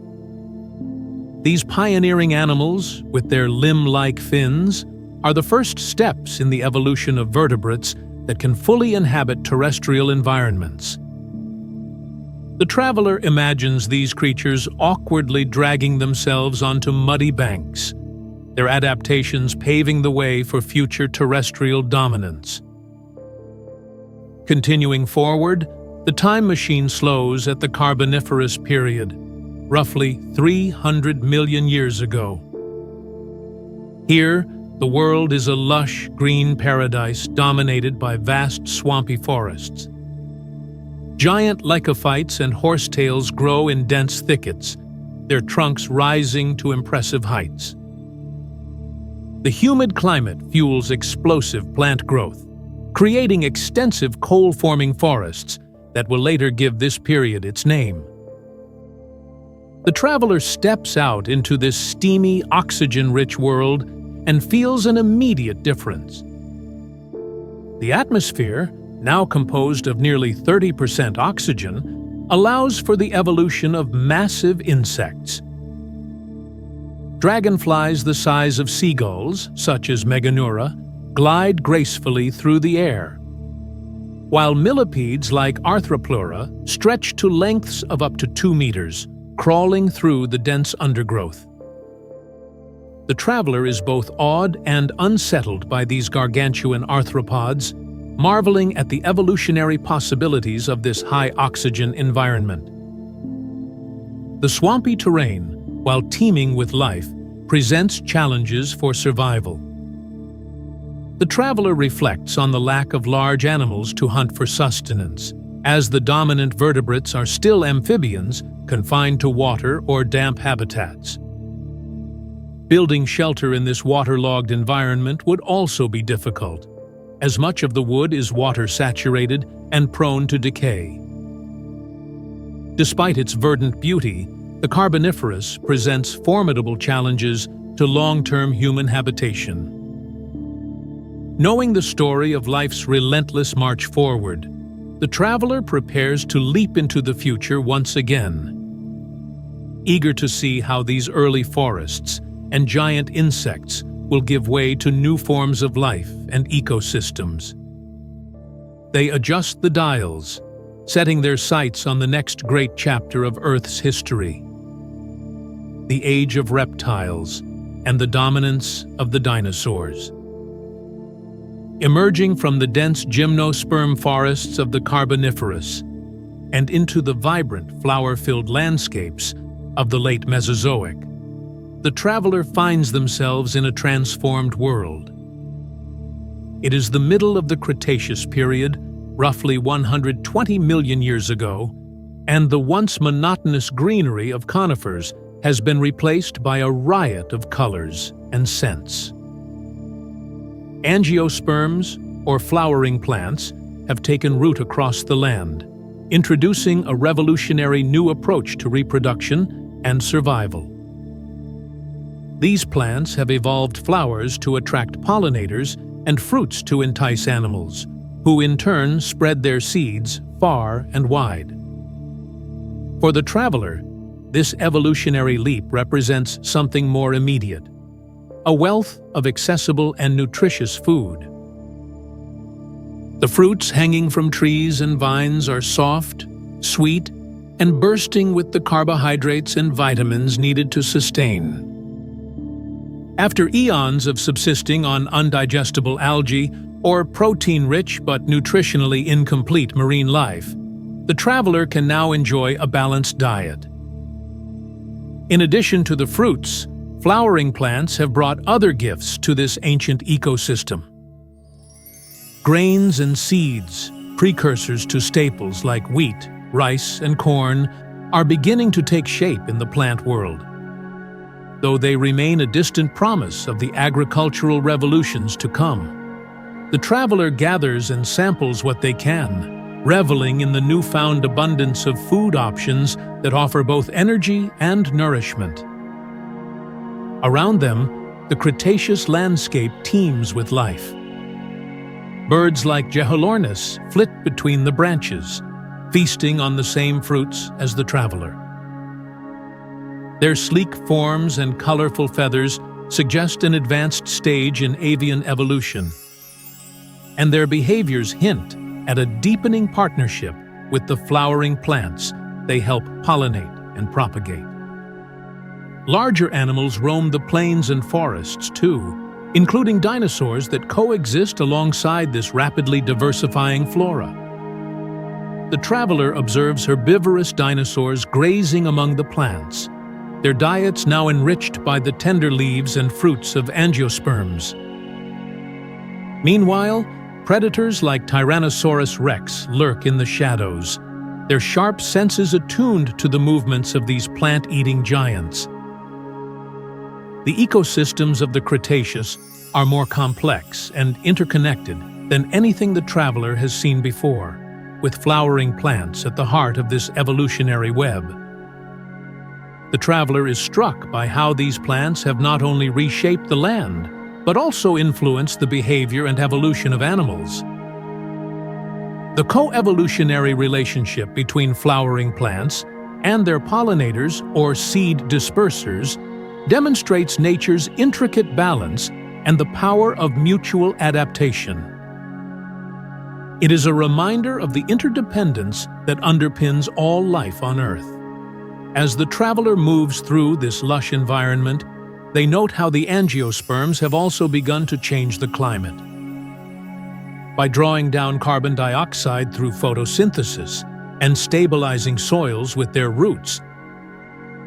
These plants contribute to the regulation of Earth's atmosphere. The air is fresher, the climate more temperate, and the landscapes more inviting than ever before. For the first time in their journey through Earth's history, the traveler feels a sense of home. They find shade under the broad leaves of a flowering tree, savoring a piece of fruit and gazing out over the vibrant, thriving ecosystem. It is a world on the brink of modernity, laying the foundation for the habitats and resources that humans will one day rely on. Though their time in the Cretaceous is limited, the traveler knows that the seeds of the future have been planted, both figuratively and literally.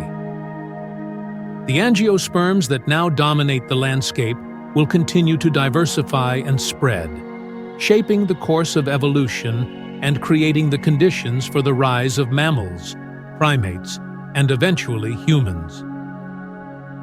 And with that thought, they prepare to make their next leap forward, eager to see the culmination of Earth's long and extraordinary story.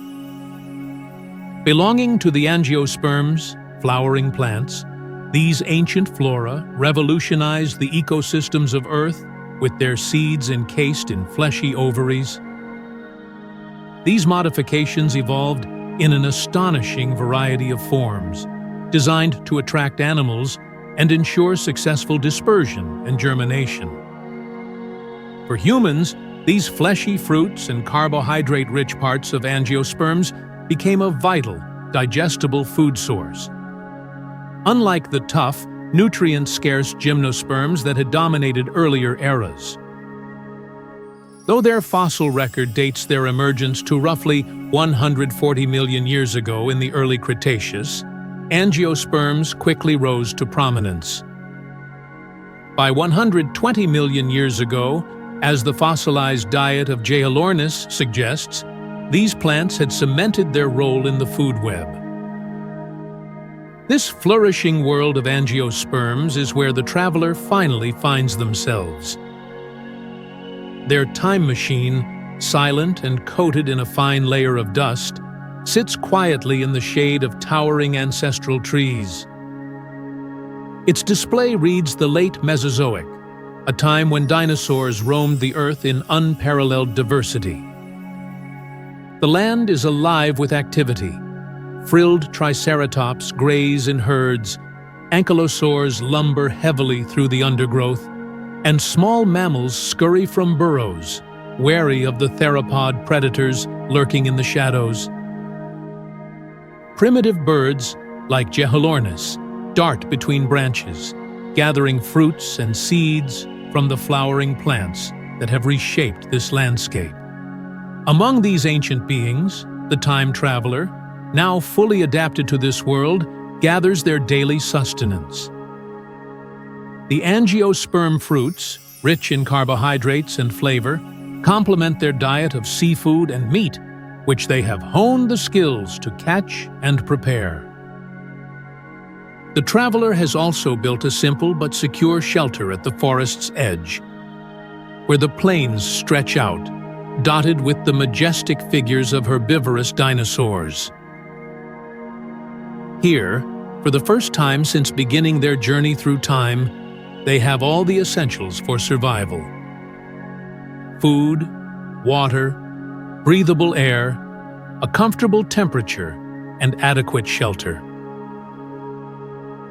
Looking back on their journey, the traveler reflects on the long and arduous path that brought them here. They first encountered water in the Archean, but it was uninhabitable. Breathable air emerged only billions of years later during the Neoproterozoic. They found protein in the Cambrian seas, but lacked balance in their diet. True shelter only became possible in the Carboniferous, when towering plants created shaded havens.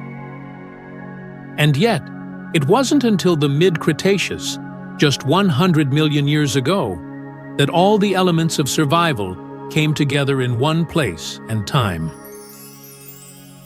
The traveler considers the paradox of their experience.